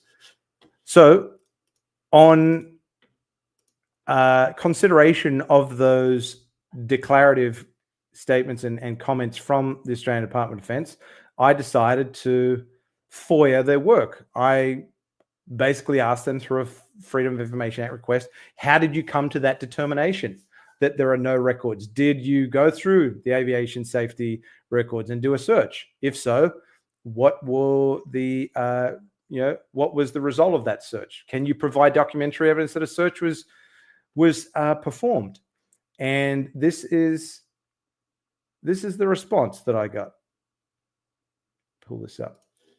So I submitted a FOIA request on the 16th of November last year, asking for copies of all Australian Department of Defence produced communications, emails, including supporting file attachments or otherwise, that relate to and support the determination made by the Australian Department of Defence that there are no records of observations or sightings of unidentified aircraft made over the past 20 years, and that there are no records of unusual, unexpected events made through the RAF Aviation Safety Reporting Procedure over the past 20 years. Show us your work.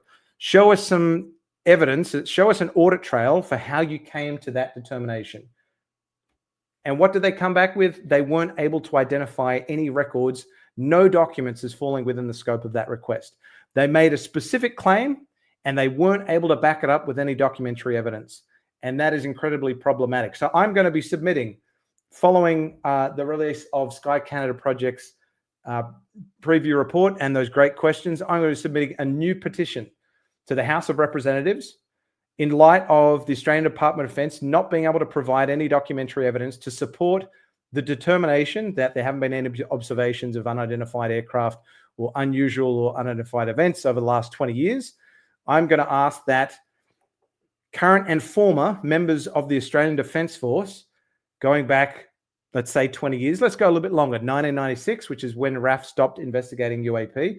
I'm going to ask the House of Representatives to consider a petition that the Australian Department of Defence survey current and former members of the Australian Defence Force to determine if they ever had an observation. It could be an anonymous survey if they don't want to reveal their details, if they're fearful of stigma, if they're a current active service member. I'm going to be asking the Defence survey Defence Force members that served or currently served from 1996 to present date. Because if they observed an unidentified aircraft or, let's say, unidentified anomalous phenomena in Australia during the course of their active duty.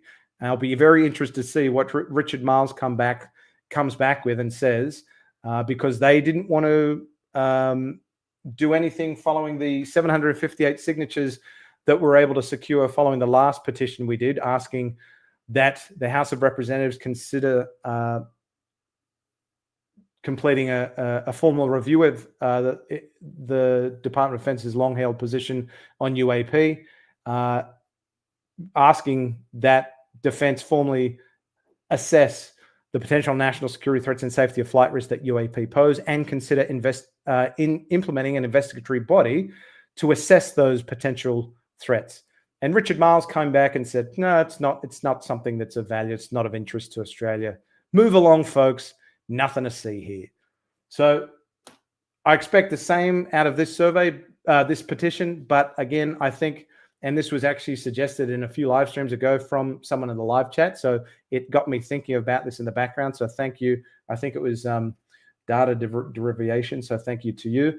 I think it'll be very interested to see if there is, if we can secure a good number of signatures on the surveying of current and former service members on whether or not they have had an observation of an unidentified aircraft or UAP during their active service. If they did they report it? If they did, when did they report it? If they didn't, why didn't they report it? And so on. Let's test the Australian Department of Defence on that statement that there's been nothing of interest, no identified aircraft in the last 20 years, no unusual or unexpected events in the last 20 years. If you can't show your work, well, let's put it to the test and see if you can get off your ass and survey current and former members of the Australian Defence Force and see what they tell you. Ask those brave men and women that are at the front lines that you're currently doing a complete disservice for and not having any reporting mechanisms in place on UAP. So very, very interesting on Sky Canada, and why it is very also interesting, Sky Canada. And again, you probably notice I'm a bit fired up of the lack of complete interest that the Australian Department of Defence continues to show on this topic. I found this to be very, very interesting from our good friend Ross Coulthart, who will be putting something out, I believe, pretty significant tomorrow. Sky Canada report recommends Canada follow the lead of countries like the US and create a dedicated service to study UAPs. My country, Australia, wasn't consulted, but the pressure on Australia to heed this finding and resume UAP reporting will be inevitable. Change is coming. So I'm liking Ross's optimism there, and I certainly hope that with Canada taking this topic so seriously, if they do implement these recommendations, then you've got two very close allies of Australia taking this topic seriously, and Australia hopefully will be dragged kicking and screaming into taking this topic seriously. I know I've been yapping on there for a while, folks, so let's come to a few of the comments that you've got, and I'm on a mission to get this under 3 hours today, so we'll see how we go. A couple of comments that have come through. Thank you, Jimmy. Keep punching, always, my friend. Short of a quick one. Have to move away from the computer, but I'll be listening. Thank you for staying as long as you have. I know that you need to jump off if I am yapping on for a long time. Dean's comments, quite interesting. Italy has a 12-member board. Remember, they met with Lou Elizondo and gave him their entire sighting database on TV show Unidentified. That is right. So Italy does have a history of taking this topic seriously.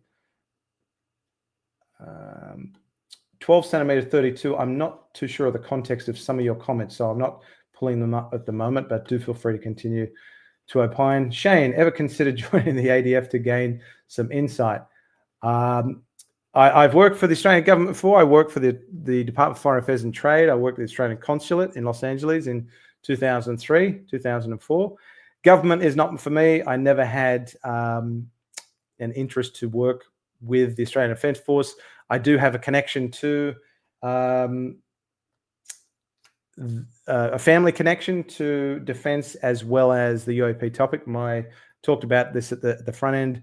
My uncle, my mother's brother, who's sadly since passed away, but he worked at a top secret military installation in Woomera in South Australia and was the project manager for RESAT, which is Australia's first satellite that was launched into orbit. And Woomera also had a lot of sightings of UAP, UFOs in the 50s and 60s.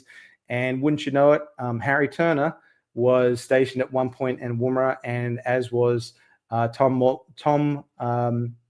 Morgan Dalton, who are going to be talking about the grandson of Tom Morgan Dalton, Reese Morgan Dalton, who's doing some really good work on his podcast and put on a great documentary on his grandfather, Tom Morgan Dalton, not too long ago. But we'll come to that in just a moment. Ducati Girl, the only ball Australia has its eyes on is sports balls. Thank you, Zeta Reticulite Cat. Keep up the good work, Grant. Appreciate your support. Yes, Ducati Girl, looking forward to Ross's next report. Midday tomorrow, Australian Eastern Daylight Saving Time. I stuffed that up. I thought it was 3 p.m. I got confused by the graphic that News Nation put out, but it is 12 midday tomorrow if you're down under Australian Eastern Daylight Saving Time. It's going to be hard to watch, though, because News Nation, I don't know if you can get it live down here, but I'm sure that someone will be ripping it and putting it on X or social media, and there might even be someone streaming it live out of the US. Mike, good to see you. Thanks for joining on your side of the pond, wherever you are. So let's now get into our next story on the rundown, which will come as hopefully a few cheers from some folks. Mike Turner is gone. The Intel chair is gone. A big roadblock on the UAP topic is gone. Anyone that's well-versed on this topic knows that Mike Turner has been throwing a lot of cold water on the UAP topic and David Grush since David Grush came out. He has now been sacked by the Speaker, Mike Johnson.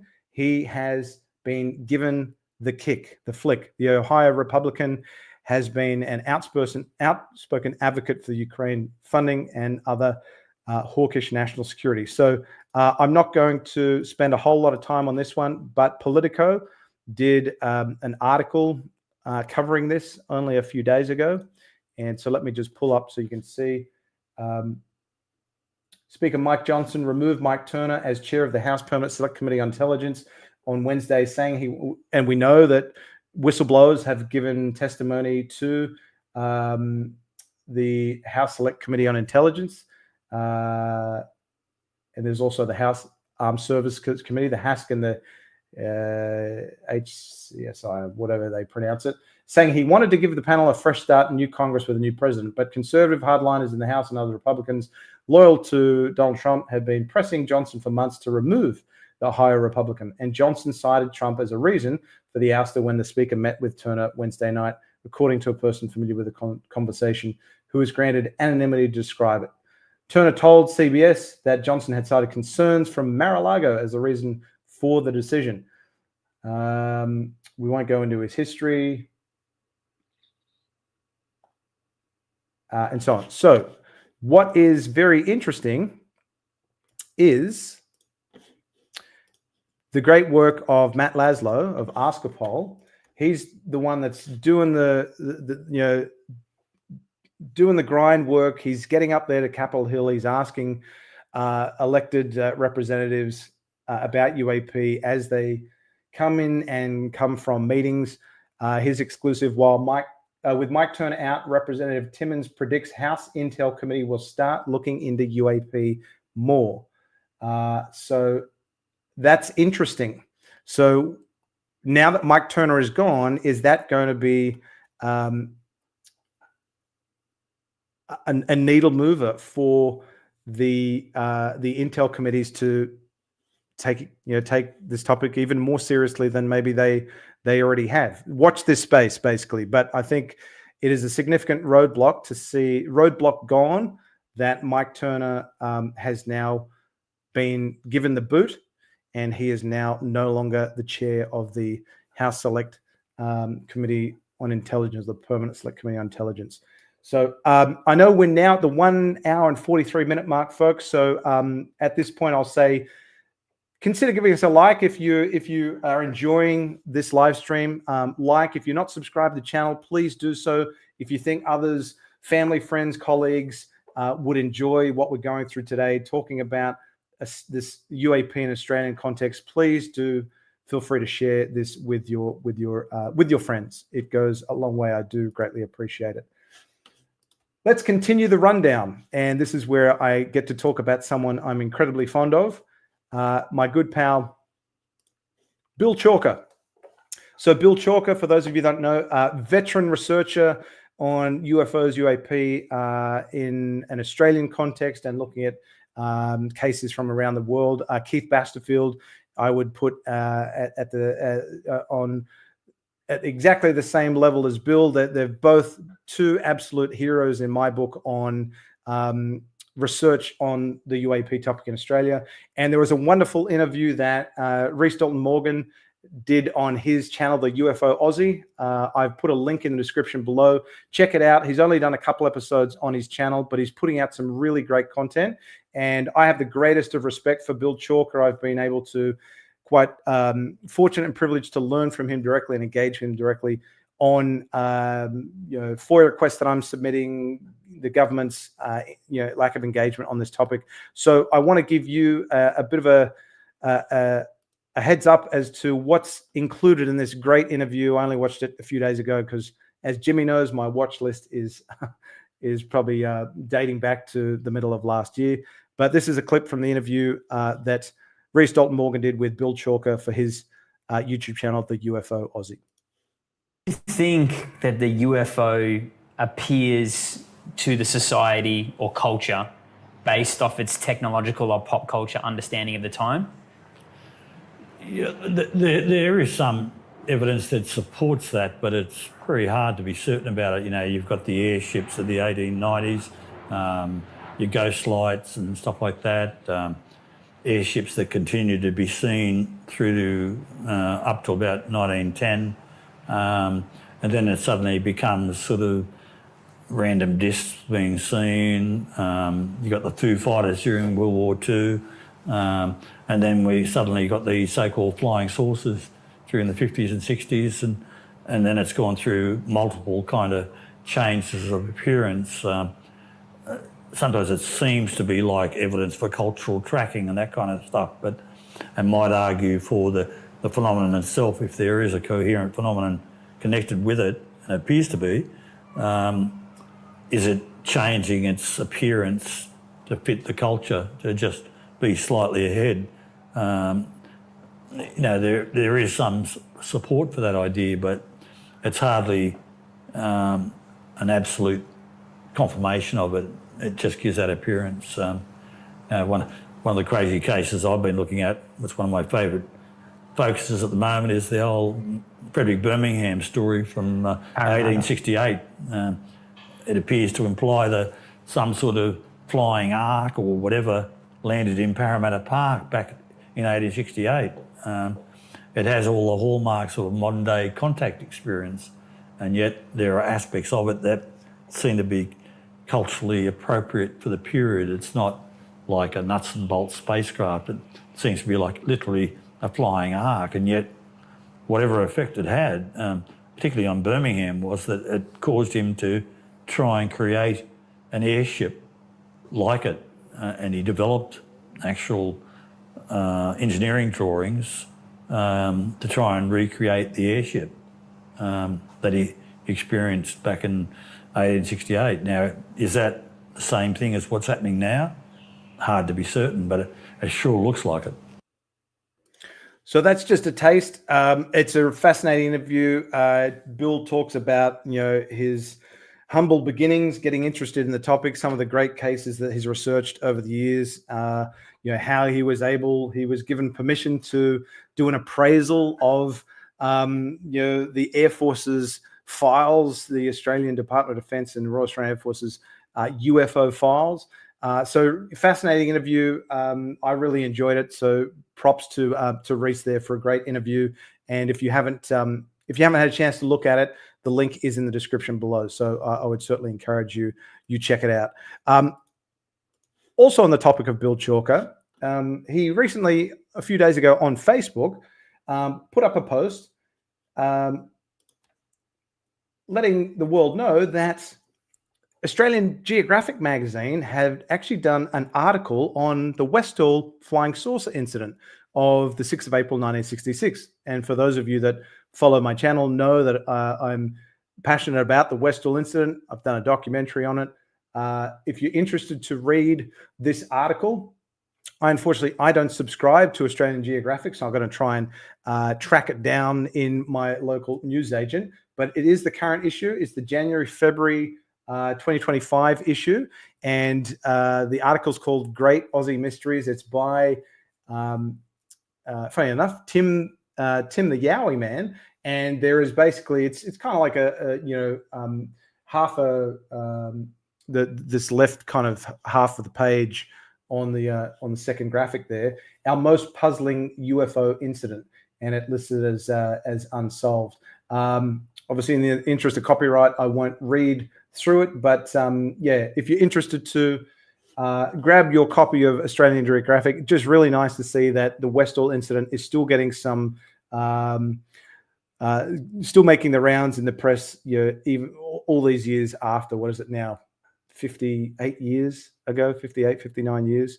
So, and that's a good segue into James Fox. So James Fox was recently on in the skiff with Chris Ramsey, his secure podcast room that he does his podcast for Area 52. And James provided some quite interesting comments about Westall. And so I thought I would play that for you, and we can kind of go from there. So let me play this clip for you from the James Fox interview on Area 52 podcast. Actually, I reported on a lesser version in the phenomenon with the 1966 UFO landing at Westall Primary School. Yeah, Shane Ryan is very grateful for all the work he's done in that case. But that's when we got a hold of this science teacher named Mr. Greenwood, and he went silent for 50 years. In fact, when I arrived in Australia, people, even like the long-term UFO researchers, like, don't even bother, he'll never come forward. Wow. And then, so we found out he had a visit from men in suits, and they scared him. Was it Air Force? Yeah, he wasn't sure. Like, 2 were in uniform, 1 was not in uniform, but they basically intimidated him and scared the bejesus out of him. He silenced him for 50 years. Imagine. Yeah. So Anyway, but enough Men in Black. We can talk about. Well, but it is interesting that they have this sort of omnipresence globally. That is very interesting, in that it's always it always seems to be American. Yeah. So there you go. Some interesting comments. That was from James Fox talking about Andrew Greenwood, how 20-year-old teacher on the day of I think he was a science teacher, on the 6th of April, 1966, he observed something in the sky above Westall High School. So he observed the Westall flying saucer, which many of the witnesses described resembled a flying saucer. And later that evening or the next day, he got an unsolicited, unwelcome visit from a couple guys in suits or uniforms at his door, and they threatened him. They gave him a threat saying that if you talk about what you saw, it will be very easy for people to think that you were drunk on the day and you could lose your job. So giving him quite the veiled threat. So the Men in Black. We've got a bit of a spammer in the room, folks. So 12CM32. I'm sorry, my friend, if you keep spamming, I'm gonna have to ban you from the chat. So just be mindful. Please don't spam the chat. Well, looks like you've gone against that. So unfortunately, I'm going to get rid of you. So interesting. So, and if you are interested, those of you that are new to the Unexplained Rundown, if you're interested to watch the almost 90-minute documentary that I did on some of the primary witnesses on the Westall incident, the link is in the description below. You can find it on my channel as well. Do check it out. It's got some long-form interviews with a number of primary witnesses. So if that's of interest, feel free to check it out at your leisure. Let's now Jeremy Corbell is kind of making waves for all the wrong reasons at the moment, but we're going to talk about a wonderful podcast series that was done on the ABC late last year called For the Expanse podcast series 4, titled Uncropped. And the folks that were associated, if you haven't listened to this podcast, do. It's incredibly well done. I think Danielle, who hosted the podcast, did a great job, and Pia, who's the producer, wonderful job. And I'm not the only one that feels that way. Jeremy Corbell and George Knapp had both Pia and Danielle on the Weaponized podcast at the end of 2024. And so I've got a couple of clips that I wanted to show you that just really recognize, it was really nice to see Jeremy and George recognize the good work that Pia and Danielle had done on this podcast series, because it starts to feel like, it feels like there's a bit of change in the tides going on with some of the media in Australia reporting on this topic. The ABC, this is a real first for them in taking this topic seriously. We've got the Canberra Times that is doing some wonderful reporting on it, taking it seriously and pressing the Department of Defense. So let me play for you a couple of clips from this Weaponized episode, which you can look at in the show notes below if you wish. So this first episode is really just Jeremy Corbell introducing Pia and Danielle to the podcast, and you can tell he's quite excited to have them on. We have some guests coming. Oh, all right, pumped. Yes. Can I tell you why I'm excited? Okay. Yeah. So this happens a lot. Like where you threw down for me, people call me. They're like, we're with ABC. I'm like, what's that? And they're like, Australian Broadcasting Company. I'm like, cool. You guys need to catch up.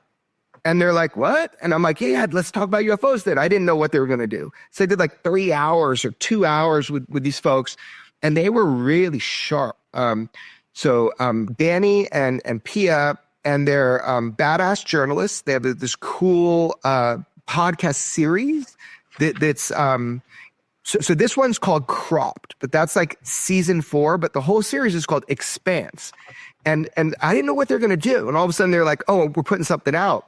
Oh my gosh, like it's like old school broadcasting, but with like where they have such production value. It's just beautiful. And the first few episodes, I mean, they had me hooked in the first episode because it's about saucer nests in Australia and about a gentleman and what happened and how it just fucked his life, and then how it kept happening, but he didn't tell people because the UFO, kind of fanatics were coming onto his property, and I can understand that. And so they did this incredible podcast series, an investigative journalism piece. I was so like proud. I don't even know them. I was like proud of them for the work they did. So you can see how excited Jeremy is to have them on the show. I mean, Jeremy is featured. My glasses keep turning around the wrong way. He's featured in the take them off. He's featured in the podcast. Not significantly. He's the focus of one of the episodes, but I was just really pleased to see that he had them on Weaponized, and he was excited to talk to them. So. Not that I think it's probably going to be issue from Jeremy and George, but I'll just put this fair use banner up anyway. We're obviously talking about talking about the clips that we're sharing and trying to educate the public on the information that is being shared. So this next clip from Weaponized, again, I've got quite a few clips. I'm really quite impressed that from what Pia and Danielle had to offer in their interview on Weaponized. So before we kind of come to them coming on Weaponized, a lot of folks will know that watch Sunrise in Australia or Today for breakfast that Jeremy Corbell's been on Sunrise and Today and talked about UFOs and the frickin' X-Files theme. They always play it. And Jeremy talks about this in this particular clip. I have noticed from going on the news in Australia that there's a sort of disconnect about this topic. In the US, there's almost a different one. It's like they're too interested, but in Australia, it's like they're still playing X-Files music when I go on news. I kind of stopped doing it. I was like just waiting to see if people caught up. And I told you that straight out the gate, that like I'm suspicious of you because of how I've been treated by people in the media in Australia. Now, it's cool to have curiosity, but is it real curiosity? So that's what's frustrated, I think, a lot of us folks at home is that, there's always that air of ridicule with the story that they're covering, the X-Files, or they'll have a little chuckle at the end of the segment. So, but now, thanks to the great reporting and podcasts that Pia and Danielle have done, I think that they've really set the tone for reporting on the UAP topic in Australia going forward. And there are others, you've got... obviously, like I said, Jamison Murphy has done some great reporting for the Canberra Times as well. So let's now have a look at this next clip. This is now Pia Wersu talking about, following on from the comments that Jeremy just made. I'm interested that you mentioned the X-Files things, because I do feel like often, speaking from an Australian perspective, when this topic is covered, it's kind of done with like a wink, wink, nudge, nudge. Right. And for me, I wanted to do it a different way, in a way that is respectful of the people involved as a starting point, and that actually genuinely has a curiously skeptical approach of trying to understand, but coming in with that openness. Danny, you can jump in as well, obviously. Yeah, I think I echo those same reasons as Pia. And as well, like, it's just a topic that once you start diving into it, you can actually learn a lot about yourself and your own judgments and biases.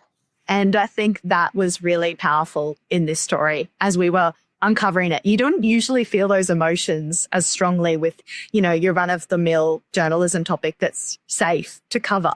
But with this topic, you just constantly, these uncomfortable feelings of where that line of objective truth and subjective truth are actually makes you realize a lot of your own baggage, which was really good about this topic. So just some interesting comments there from Pia and Danielle, kind of following on from what Jeremy was talking about. Let me just show you a couple other clips. This is now a clip on the really talking about researchers that want to seriously study the topic versus journalists in the mainstream media that are so quick to dismiss it and throw cold water on it and ridicule it. So let me play that again for you. Whoops, might have lost our. I'll bring that back up. And so I'll just pull up another clip for you. Here we go. I think you come at this topic well, not everyone, but certainly, as we were discussing earlier, like mainstream media, certainly in Australia, comes at it like a bit wink, wink, nudge, nudge. But then the UFO researchers that we were talking to, they're scientists. And I was like, that also surprised me. I was like, oh, I thought it was people like without that kind of scientific bent, but they were very much like coming from a scientific viewpoint of like, well, can we just get some data and look at this? And I was like, yep, that's a very reasonable proposition. Yeah, that's what bothers me is that scientists who've never studied it make fun of it. Journalists who have never reported on it dismiss it. If you've already worked on it, you've done the legwork, you've done what you two do, and you can find an explanation for it, fine. But to never have done the work, to dug into it, investigated, looked at the evidence, and then dismiss it, that's what always bothered me. And some pertinent comments there from George, because we do see that time and time again with the mainstream media in Australia. They'll just flick it off once they've covered it because they have to. It's part of their try and get some revenue dollars, because a UFO topic is obviously gets a lot of people curious and interested. Then they'll put a little laugh at the end of their segment, or they'll just quickly move on to the next story, and they'll never ask serious questions. They cover it with very much copy and paste effort. And again, it's good to see folks like George and Pia and Danielle kind of make note of that, recognize and make note of that in those comments. So let me pull up another clip for you. This is so this is just to set this up for you. Them talking about how researchers have often been so reluctant to, even they want to study the topic of UAP, they've been reluctant to do it and talk about it because it's a bit of a career killer. And this kind of hit home with these thoughts that they had. I think one of my frustrations as we were looking into this is the fact that certainly some of the UFO researchers that we spoke to kind of spoke about this like cringe in the scientific community around, he actually said like, you're better off announcing that you're studying witchcraft than announcing that you're looking at UFOs or crop circles and the like. And for someone who is like quite science-minded, I want to see like the data. I want to see like how we have formulated these ideas. I want to understand it. I find that incredibly frustrating because we cannot prove or disprove it if we don't even look at it. And so I find that like a frustrating part of it, certainly in Australia, particularly because it was the RAAF, the Royal Australian Air Force, that was looking into these in the 90s. They stopped looking into it because they're like, well, there's no national security interest for us here. So there's been no kind of like really systematic governmental look at what's happening. So it's like, so we talk about these things that have happened and it's like, don't know, no one went and got samples, no one went and looked, no one documented it. So we don't really know. So we kind of, it makes it really hard to assess the evidence when the evidence isn't necessarily there. Why the fuck was the government involved anyway with reeds that were wrapped around themselves in a farm? Can you explain that to me? I have no idea. Well, I think this is a bit like in the context of it being the Cold War era, right, in the 60s. And so UFOs and associated things were seen as a potential security risk because it could have been Russia with some kind of like new missile that we didn't know about. And so I think that was the interest of the Department of Defense in looking into UFOs, is like, is there a foreign adversary who has some kind of like whack technology that we should definitely be around? And just for context, Jeremy Corbell there is referencing the Tully saucer nest case. Again, if you haven't listened to the Uncropped series for the Expanse podcast, do, because the first couple episodes it covers off on that specifically. But some very, very interesting points that Pia makes there about the rationale for the Royal Australian Air Force to be looking into the topic back then, and that researchers were so reluctant to talk about it for such a long time, and probably there are still that are reluctant because of stigma and ridicule that's associated with it. And that's a good perfect segue into the next clip, because again, this pulls in Some great comments from them all on some wonderful researchers in Australia that are part of this uncropped series for the Expanse podcast. Enters your narrative named Bill Chalker, and you describe him as a big, long-haired surfer dude. I was in Sydney about 10 years ago, and Bill was my unofficial guide. We spent a lot of time together. A great guy, maybe the best UFO researcher in your country's history. Very important, and important to this story as well. Danny, can you tell us who Bill Chalker is and how he was involved in this investigation? Oh, yeah, definitely. So Bill is a lifetime UFO researcher, but as Pia said, has a background in science. His day job was very scientific. He worked as a chemist. And so Bill is one of Australia's leading field workers, researchers in this space. And we were really lucky to kind of speak to him for the podcast. And it is because this story among those who were interested in this space became quite famous, the Tully saucer nest. Bill actually went out himself as well and interviewed the farmers involved and had a long history of tracking the Tully saucer nest case over the decades, right up until the farmer who had the sighting passed away just 2 years ago. But Bill was really able to give us an insight into how our Australian government used to collate all of these cases. So things like Tully, but also like thousands of other unidentified aerial sightings, they were called in our country back then. Like they would accumulate them into files. So the Air Force would put all of this together into UFO files that eventually would all be in the same place in Canberra, which is our capital city. And it was like this amazing collection of data all together that could allow someone like Bill, who actually managed to get access to these files, even though they were like, government property, could go through them and really make sense of things that maybe hadn't been looked at in an entirety together. It was actually like an amazing resource that our government had, was all of these unexplained phenomena events put together in the same place. But obviously we don't do that anymore. We stopped doing it in the 90s. But Bill was able to give us the through line of not just the Tully saucer nest, but other unexplained phenomena and cases that he thought were really important to painting the picture of that this wasn't the only case in Australia. There has been hundreds of unexplained cases in Australia that he still think they need the same deep dive that we took into Tully. So it's just so great to know that Pia and Danielle, as part of their investigatory efforts, they really exercised their due diligence and they spoke to the people that the ones that have been doing the hard work for decades on this topic, like Bill Chalker. And that's why I was so happy to see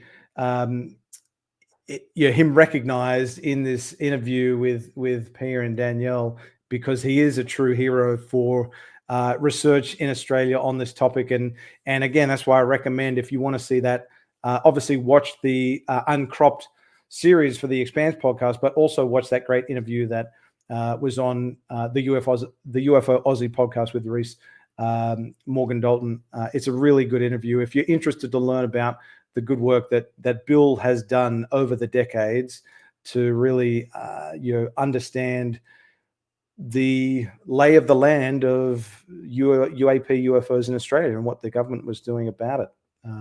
And so that's a good segue into another researcher that they talked about. And again, this is another individual that I am very fond of, and I'm really pleased that they were able to talk about him in this interview. So here's the next clip. I know, named Keith Basterfield, who, as a youngster, was out interested in the Tully incidents and became part of your podcast. Pretty credible investigator, correct?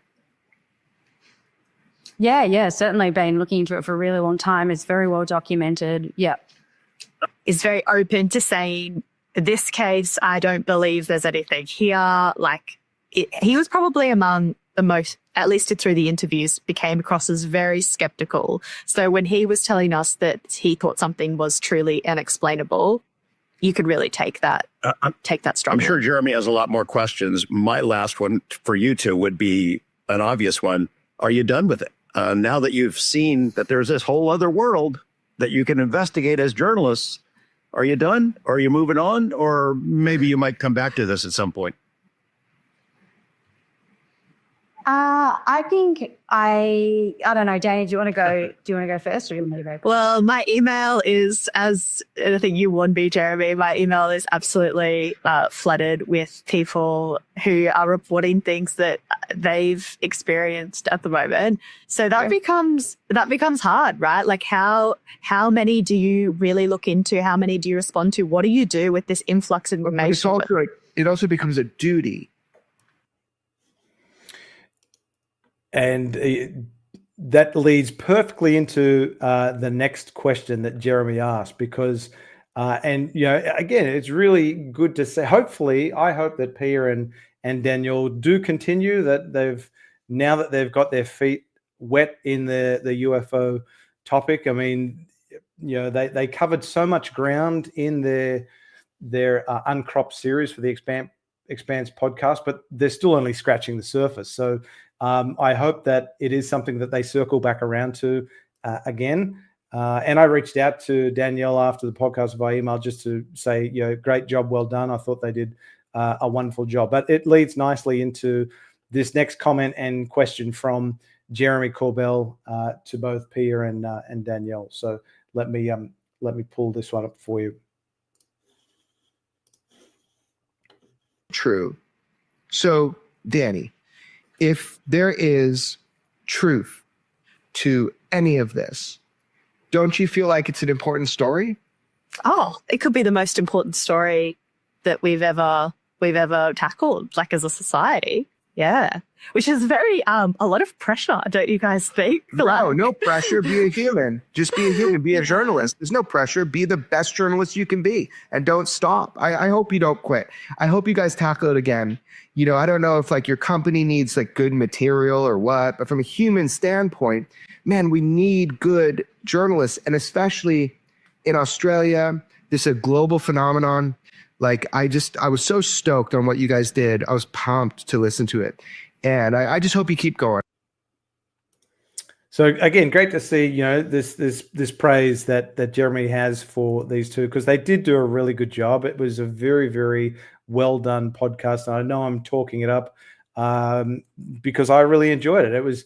I was really pleased to see that some of the source information that I've been able to secure for release through FOIA, they were able to include in the podcast. So it helped inform some of their reporting. So I kind of feel like I was able to contribute to what it was that they put out. So I'm really pleased that they did such a great job.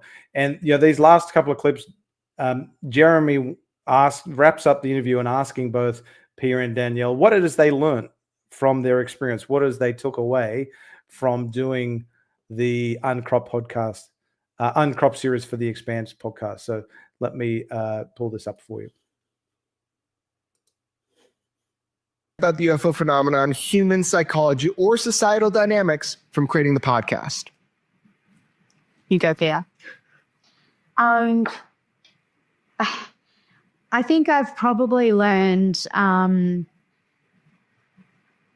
how difficult it is for humans to grapple with complex information.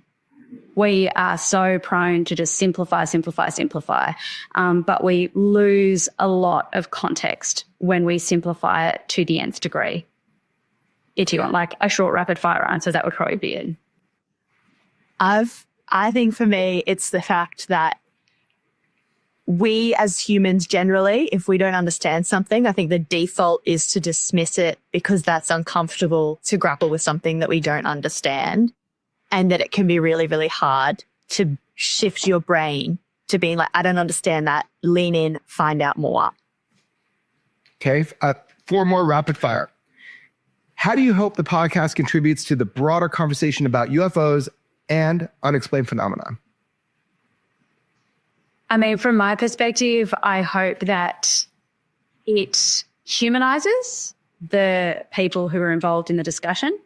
And I also hope that people who would never in their lives listen to a UFO podcast listen to it and can connect with the people and with their experiences. first, rather than seeing a label on it and disengaging. Yeah, making one small step towards the mainstream media seeing this as a topic that should be taken seriously, like all other topics in our society. Yep, here. And I love going with what George always says. He says, we should, was it, investigate the unexplained, not explain the uninvestigated. So I love that quote from George. And this is the final clip from George and Jeremy on the Weaponized podcast, where they, again, really give high praise to both Pia and Danielle for the good work that they did. This topic needs journalists like you who are willing to ask questions and go places that are a little bit uncomfortable. Man, I'm inspired, truly inspired. The way that they put together their podcast was amazing. Yeah, man, I'm really glad they're on it. I'm really glad they're on it in Australia. I think Australian media should pick up on what they're doing. Well said. Here. So again, wonderful podcast. Again, I really enjoyed it. I learned a lot. I didn't know a whole lot about the Tully saucer nest case. That was one of the cases I had never really deep dived. So it was great to hear a lot more about that and learn about Keith's involvement, commentary from both Keith and Bill, their involvement, and obviously, the last few episodes are what really got me interested, because it covers off on a lot of what I go on about time and time again at each of these live streams, is Australia's lack of engagement and appetite for this topic, and what we've seen from the Australian Department of Defence over the last 2 years is that they continue to bury their heads in the sand and say they didn't attend AARO's meeting, then they did, and that they monitor AARO's reports and engage with AARO, yet they don't even know what the Gremlin sensor system is. I mean, it was nice that they covered a lot of the things that we talk about on this podcast. So let's kind of let's wrap things up. We're coming towards the end, folks. I do want to just show a couple other clips. This is from last year. So Lou Elizondo was on the Good Trouble show with Matt Ford. And it was an interesting clip that I found, so I wanted to play it for you because it kind of piqued my interest a bit. So let me play this one for you, and we'll have a little talk about it. Because many of you know my, if you will, the 5 pillars or 5 areas of emphasis that I've focused on the last 7 years have been legislative engagement, executive engagement, media engagement, international engagement, and public engagement.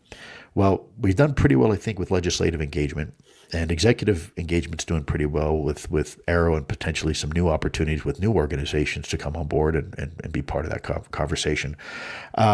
And media engagement seems to be going quite well. There's a lot of media out there that's picking up all these stories on UAP and drones and everything else. And public engagement seems to be pretty good. The one area that I'd like to start focusing on, I think, for 2025 is going to be international engagement. It's important that we bring our friends and allies. Every time I go to the UK or anywhere in Europe, I'm reminded, friends in Germany and Italy, even France, how important this topic is to them, and that they are having some of the same things, same issues that we are having as well. So anyways, with that said, I think you can expect 2025 to be pretty exciting.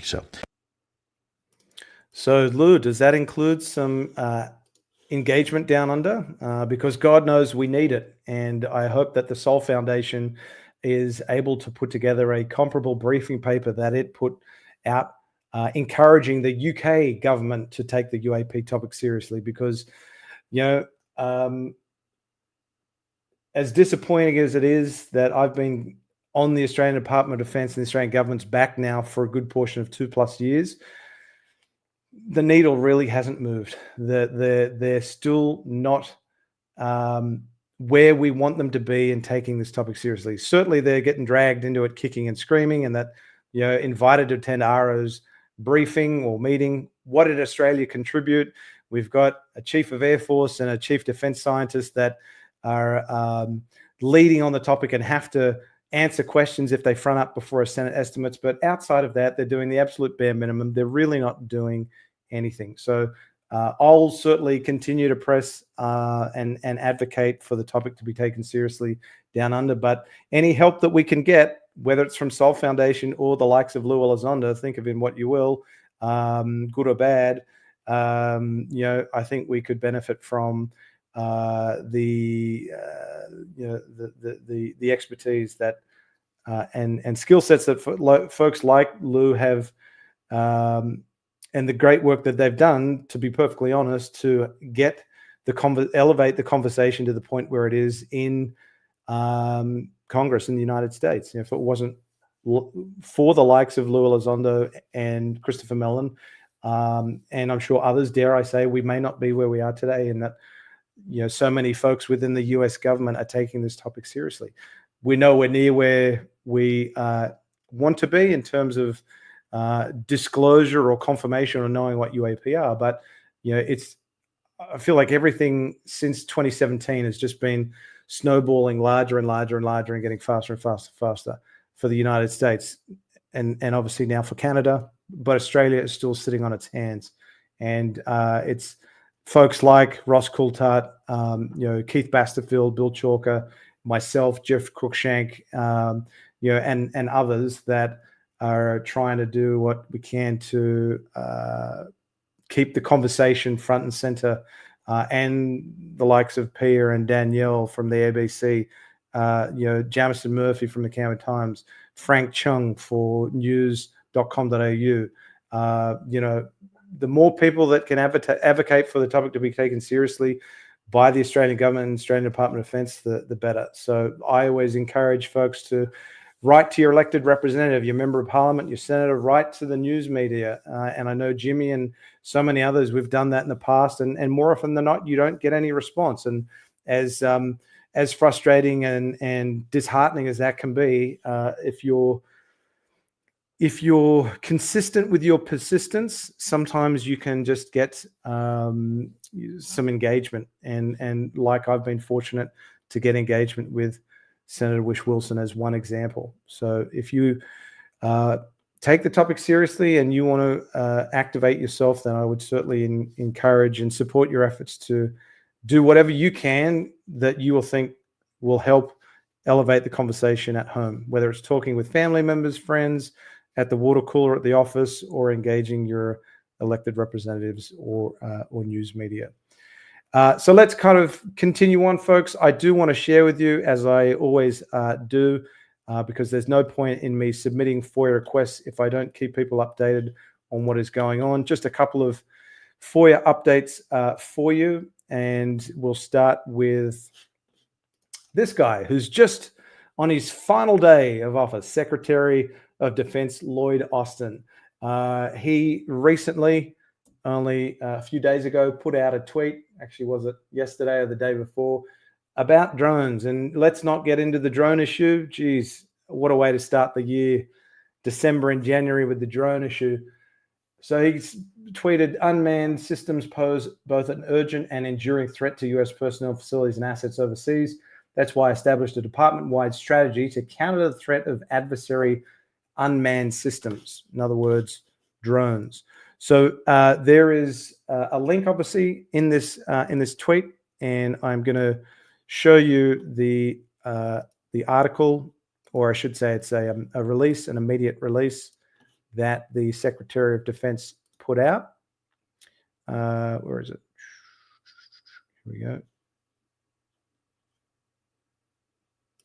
So let me just zoom on in so it's a little easier on the eyes there. So from it, and this is obviously December of last year, but he was putting out the tweet to get eyeballs, obviously, on this.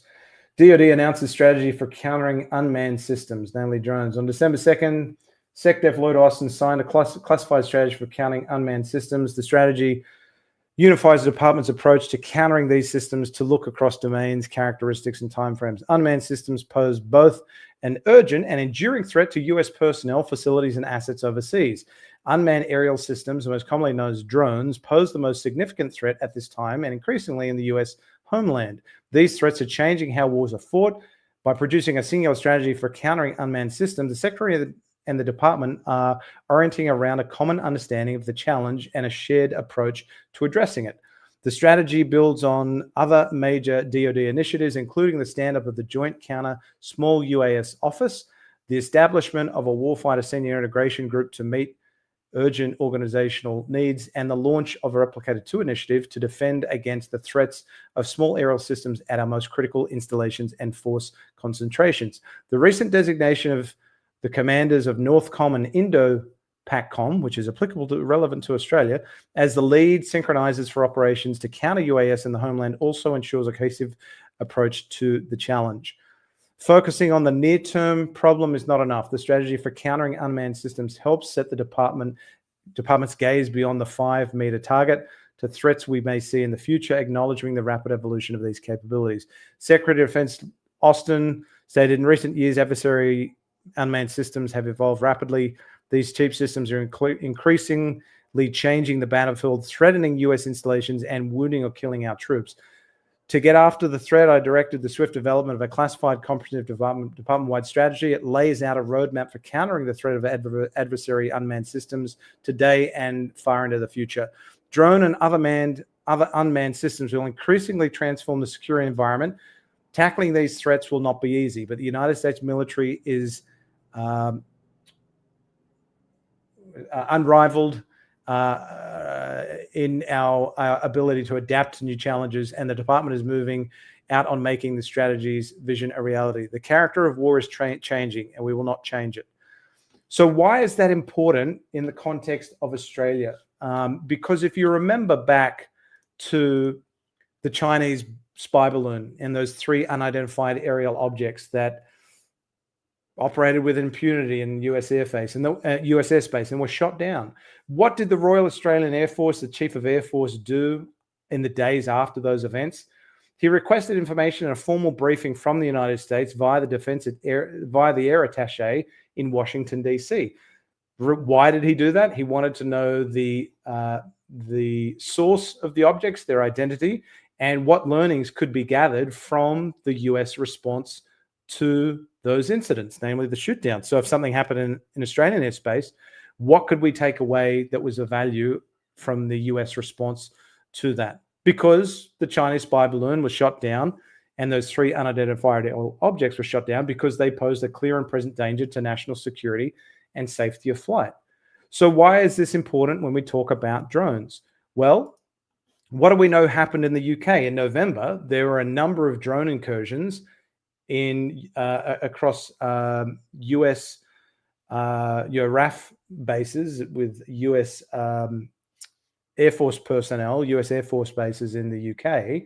And we know then that November was an absolute debacle with the drone issues, which is still unresolved. So I submitted Freedom of Information Act requests. I've still got one pending, but I submitted a Freedom of Information Act request to the Australian Department of Foreign Affairs and Trade, asking on the 6th of December, I asked for copies of ministerial briefing papers, talking points, electronic communications, and multimedia that may have been prepared for the Minister for Foreign Affairs, Senator Penny Wong, specifically pertaining to the incursions by unmanned aerial systems, UAS, otherwise referred to as drones, at RAF Mildenhall, RAF Lakenheath, and RAF Feltwell, all in the UK. The date range for the search is 20th November to the 6th of December. And that was a range where there was certainly activity observed.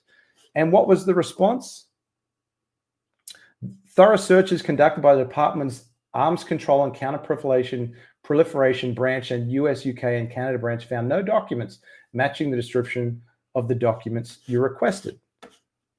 Interesting that the Minister for Foreign Affairs, Senator Penny Wong, wouldn't receive any briefing information pertaining to those instances because FOIA documents I secured for release following the Chinese spy balloon of those 3 objects, there was information that she had been provided. There was a classified briefing document. It was all, a lot of it was redacted, but there was a briefing paper provided on those incidents. But it doesn't look like there was anything pertaining to these incidents in the UK. And why?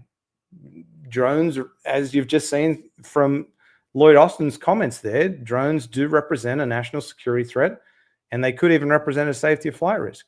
So we don't stop there. We have a look at another FOIA request that I submitted.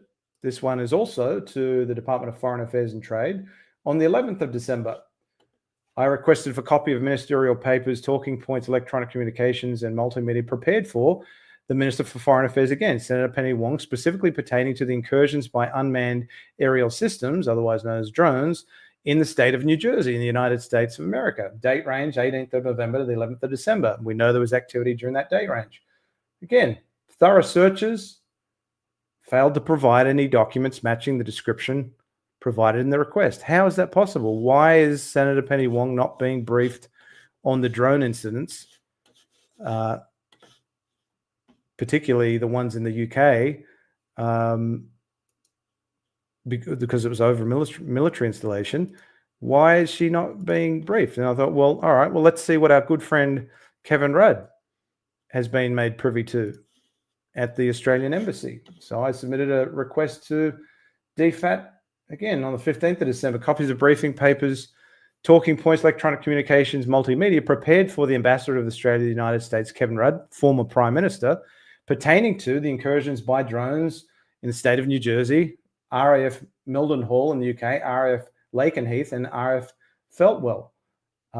Again, no documents matching the scope of the request. So incredibly odd that nothing came up as a result of those searches. I've got one FOIA pending with the Department of Defense for the Air and Space Attaché in Washington, D.C., as well as for the High Commission in the UK to see if they prepared any reports for within defense pertaining to those incidents. So I'll keep you posted on those. But again, just very puzzling that nothing for Senator Penny Wong, Minister for Foreign Affairs, and the Australian Ambassador to the United States, Kevin Rudd, when you think there would be. All right. Last couple of things, folks, and we will get under 3 hours. I'm going to crack it. I'm determined to do it. And I want to get to your questions. So let me just pull up. Actually, well, before we do that, before we get into, we wrap things up with what's ahead, let's just have a look at some of the comments and questions that you have submitted, because I always like to see what you are commenting on. Glasses straight. Yeah, oh, doesn't matter. Bugger it. Let's have a look what we've got here. We'll go back just a little bit. Dean makes some comments. This is going back to Mike Turner, his conflict of interest. Too many military contractors for him to be chairman of the House Intel Committee. Good point.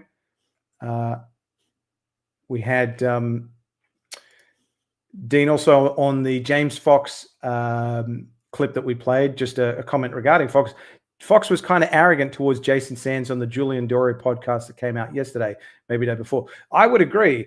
I was, and you could tell why James Fox didn't want Jason Sands to go there and talk about his being a hitman or being ordered to assassinate an NHI, because that just, James Fox loses all face, basically all credibility, if that is said in that podcast. And it begs the question, why did Jason Sands not fully reveal all details of his account, of his experiences, not just the one at the Nellis Range, but why did he willfully keep from James Fox all of the other information? And Jason Sands will tell you, I didn't want it to affect the program. It's not about the success of a documentary. We're wanting the truth on this topic. And if that is a real credibility killer for Jason Sands, then I think it was incumbent on Jason Sands to tell James Fox that information and give James Fox the opportunity to decide whether he then wanted to include Jason Sands in his documentary or leave him out. And I also think there was maybe, it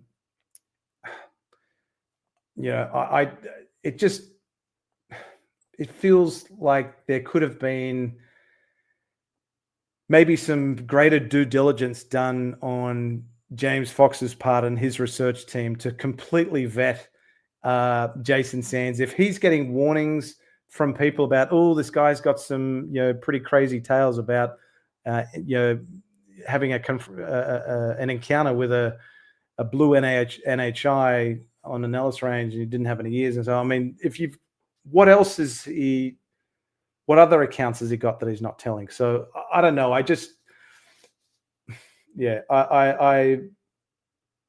feel like this is just my personal opinion that James Fox, including Jason Sands in the program, was a mistake and that he shouldn't have included him.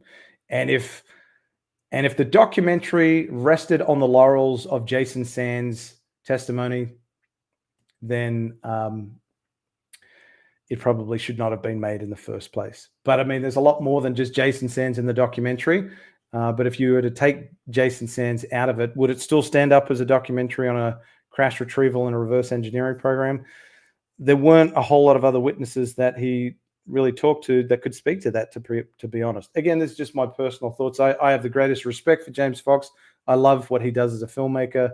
I just have some ill feeling towards him including Jason Sands in the documentary, in light of what we now, the fact that he came out on an X space. I mean, really, it's not. And the first couple of questions that Jason Sands was asked off the bat, he commented on he worked for the UAP task force. He got that confused with the UAP task force forum, an R space, an online group chat, basically.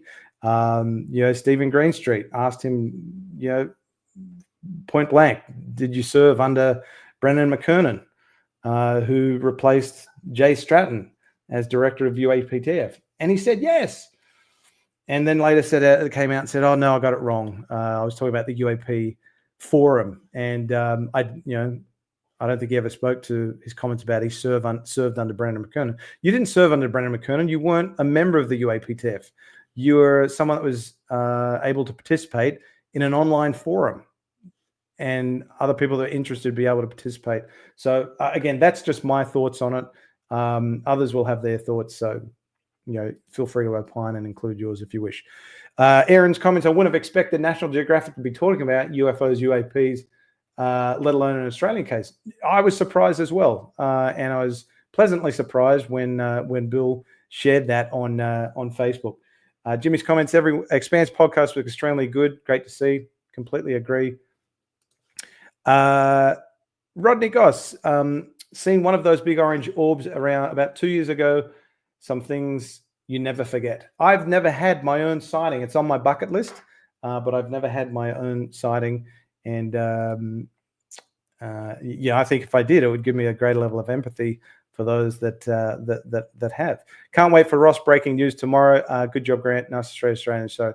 Nice to see Australian show. Thank you, Rodney. Thank you for joining. I think it might be your first time that you've commented in the live chat. So thank you for taking some time out of your day or night, wherever you are, and joining. Ducati Girl, totally agree. They're idiots. I can't watch any of those morning shows. Sunrise, I have a major gripe with. They just haven't done any due diligence and asked any questions in an Australian context on the UAP topic. Aaron goes on to say the Aussie media seems to be shifted to be playing Sneaky Sound System song UFO instead of X-Files themes. That's right. I Saw a UFO. Was it? Yeah, I know exactly the song you're thinking of. Don't ask me to sing it because I don't want to break my internet. But yes, they have kind of moved away from the X-Files, and they still kind of do it in a very subtle way. They still get that little ridicule dig in there, which is frustrating. Dean's comments, Royal Australian Air Force equals no security threat. Yeah, because you know what they are and that they are harmless so far. Again, that's where I would really like to see the Australian Department of Defence survey current and former members of the Australian Defence Force since 1996 to see if they ever had an observation of an unidentified aircraft or a UAP. And if they report it, who did they report it to? Was it followed up on? If they didn't report it, why didn't they report it? Make the Australian Department of Defence provide, it hasn't been able to provide any documentary evidence to support its claim that there's been nothing in the last 20 years. Well, let's now go one step further and have you ask your men and women at the front lines of the Defence Force and see what they have to say. Hope the ABC does a deep dive on the Westall incident. Keep an eye on Westall. I'm not going to say any more. Rodney Goss. Media here in Australia still use little green men as descriptions how to be in the subject. Yeah, whenever the little green man comment comes up, it is so. Yeah, we're past that point. We're past the X-Files theme. We're past that point. Thank you, Dean, for joining, my friend. Get some rest. I really appreciate you joining from your side of the pond. Just don't mention the latest Corbell drama. Oh, geez, yeah. Let's not go there with Corbell crying that he didn't get credit for bringing forward the Immaculate Constellation 11-page document plus a cover page. Although he did say in the TMZ special that was the 20-plus page document. So what does that mean? Was it whittled down to 11 pages and a cover page that was provided to Congress? I don't know. But I mean, I enjoyed, aside from that little dig at Jeremy Corbell, I actually enjoyed the TMZ special. Completely sensationalized and the theatrics of it, the repetitiveness of the ultra slow-mo techniques, movement techniques that they used, and the sound effects and the score. Again, the theatrics of it is TMZ, so you got to keep that in mind.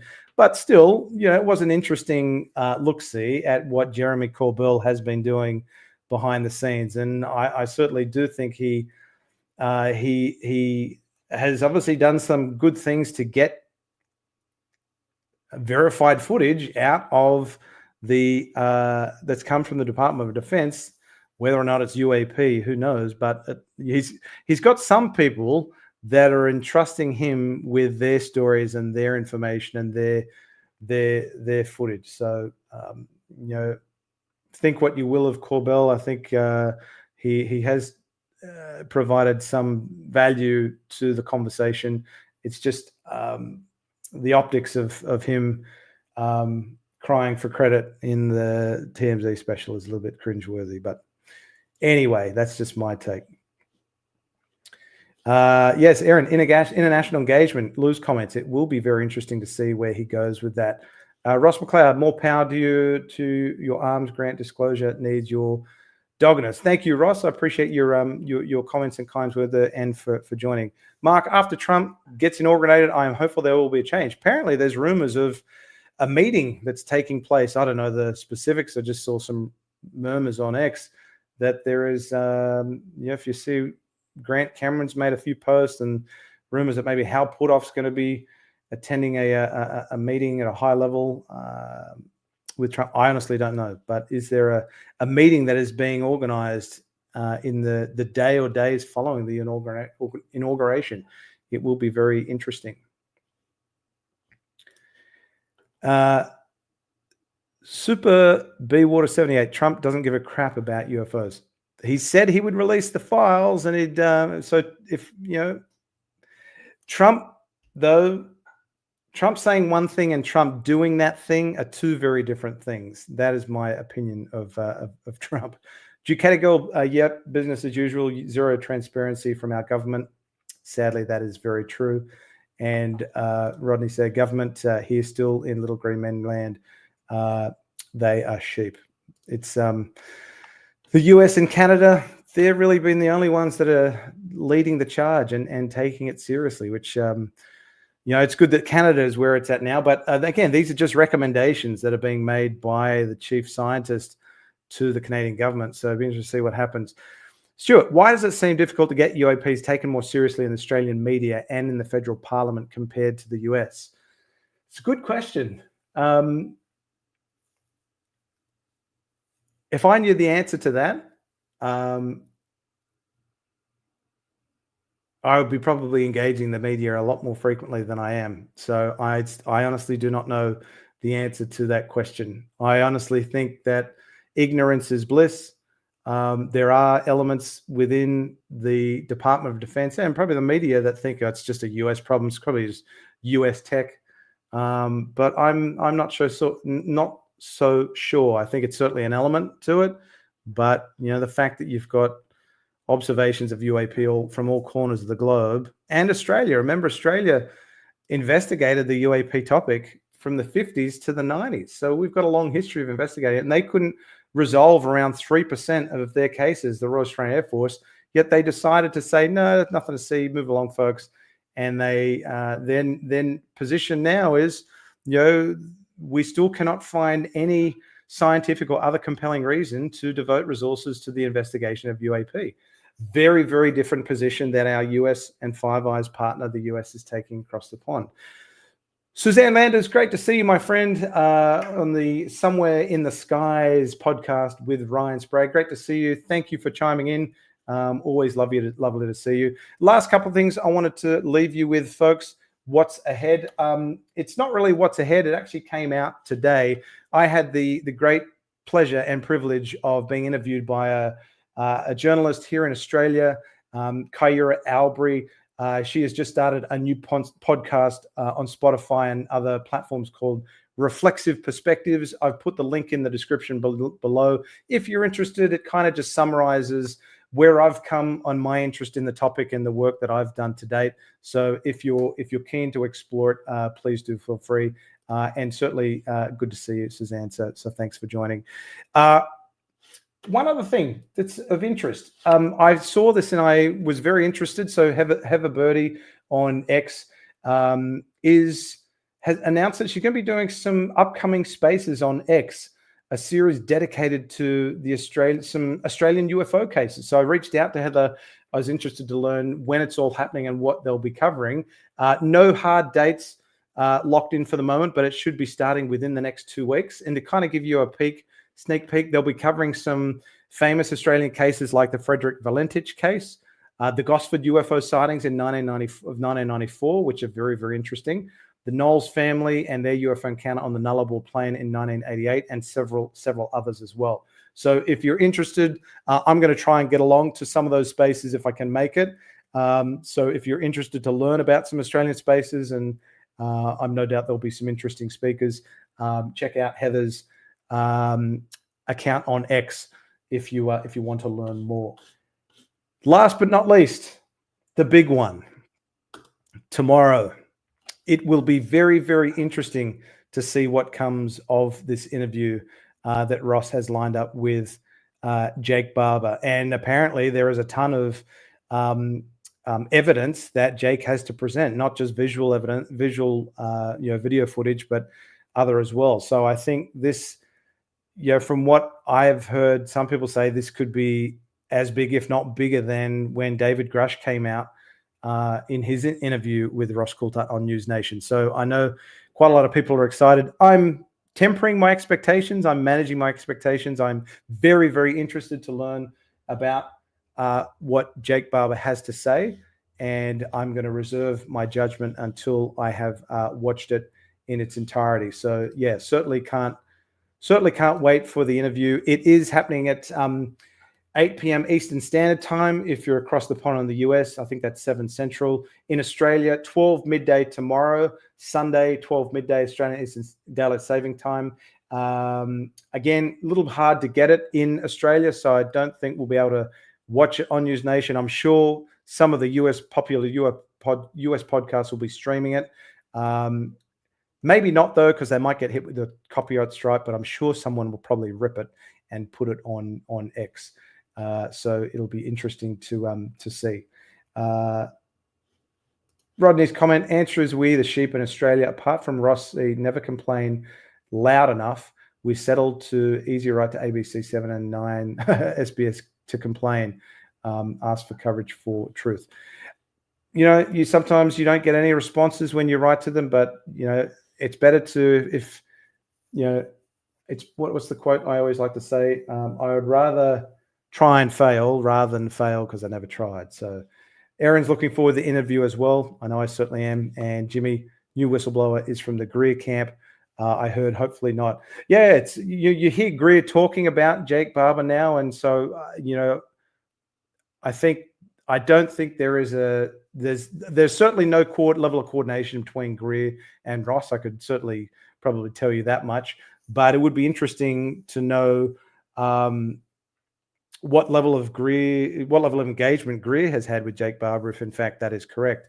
I'm always a little bit dubious of Greer, and I will be talking about Greer in a future episode again. But it will be very interesting to see the interview tomorrow. And for those of you that have not seen the preview of tomorrow's interview, or you haven't read the article that Ross has put out on News Nation, I've put it in the link in the description below. I'll just read. It's not a long one, so I'll just read it briefly. A U.S. Air Force veteran believes he was involved in the recovery of alien technology while working for a long-rumored secret UFO retrieval program. In an exclusive interview with News Nation, whistleblower Jake Barber said he has contracted as a helicopter pilot to retrieve all kinds of downed craft, some of which he believes are of non-human origin. Just visually looking at the object on the ground, you could tell that it was extraordinary and anomalous, Barber told News Nation. News Nation's Ross Coulthart. It was not human. Watch the full interview during News Nation special, 8 p.m. Eastern. When asked to describe the object, Barber said, "I saw an egg, a white egg." He added, "It's inconsistent with anything I'd ever seen before. I can also tell you that the reaction by my team, we all knew we were dealing with something extraordinary." Other whistleblowers, including Lul Elizondo and David Grush, have alleged a secret government UFO program exists, but Barber says he knows it's true because he was part of it. Over the last couple of years, it's been confirmed to me by ranking members of the UAP task force, that would love to know who those ranking members are, that what we were looking with that night was in fact NHI, and it was not a unique experience, Barber said. 3 high-level military veterans are backing up Barber's story on the record and on camera to News Nation. The AARO told News Nation is aware of the claim. Department of Defense spokesperson Sue Goff said in a statement, it has not discovered any verifiable information to substantiate claims that any programs regarding possession or reverse engineering of extraterrestrial materials have existed in the past or exist currently. News Nation has also obtained exclusive, never before seen video of one of these alleged UFO crash retrievals. That video and the full interviews will air on Sunday's special report. So that will be very, very interesting. Let's hope that the video footage is compelling and is of decent quality. So enjoy the interview, folks. I'm very much looking forward to watching it as well. That we are under the 3-hour limit, under the 3-hour mark, my friends. So I know I always end up going over the 3-hour mark, and no more questions or comments have come through. So on that note, folks, I will bid you farewell. I hope you enjoy your evening, your day, if you're across the pond getting started. And again, I'm sure there'll be plenty of things to talk about after tomorrow when Jake Barber's interview is revealed to the world. So until then, folks, I look forward to seeing you again on a future episode of the Unexplained Rundown. Thanks again for joining. All the best, and bye for now.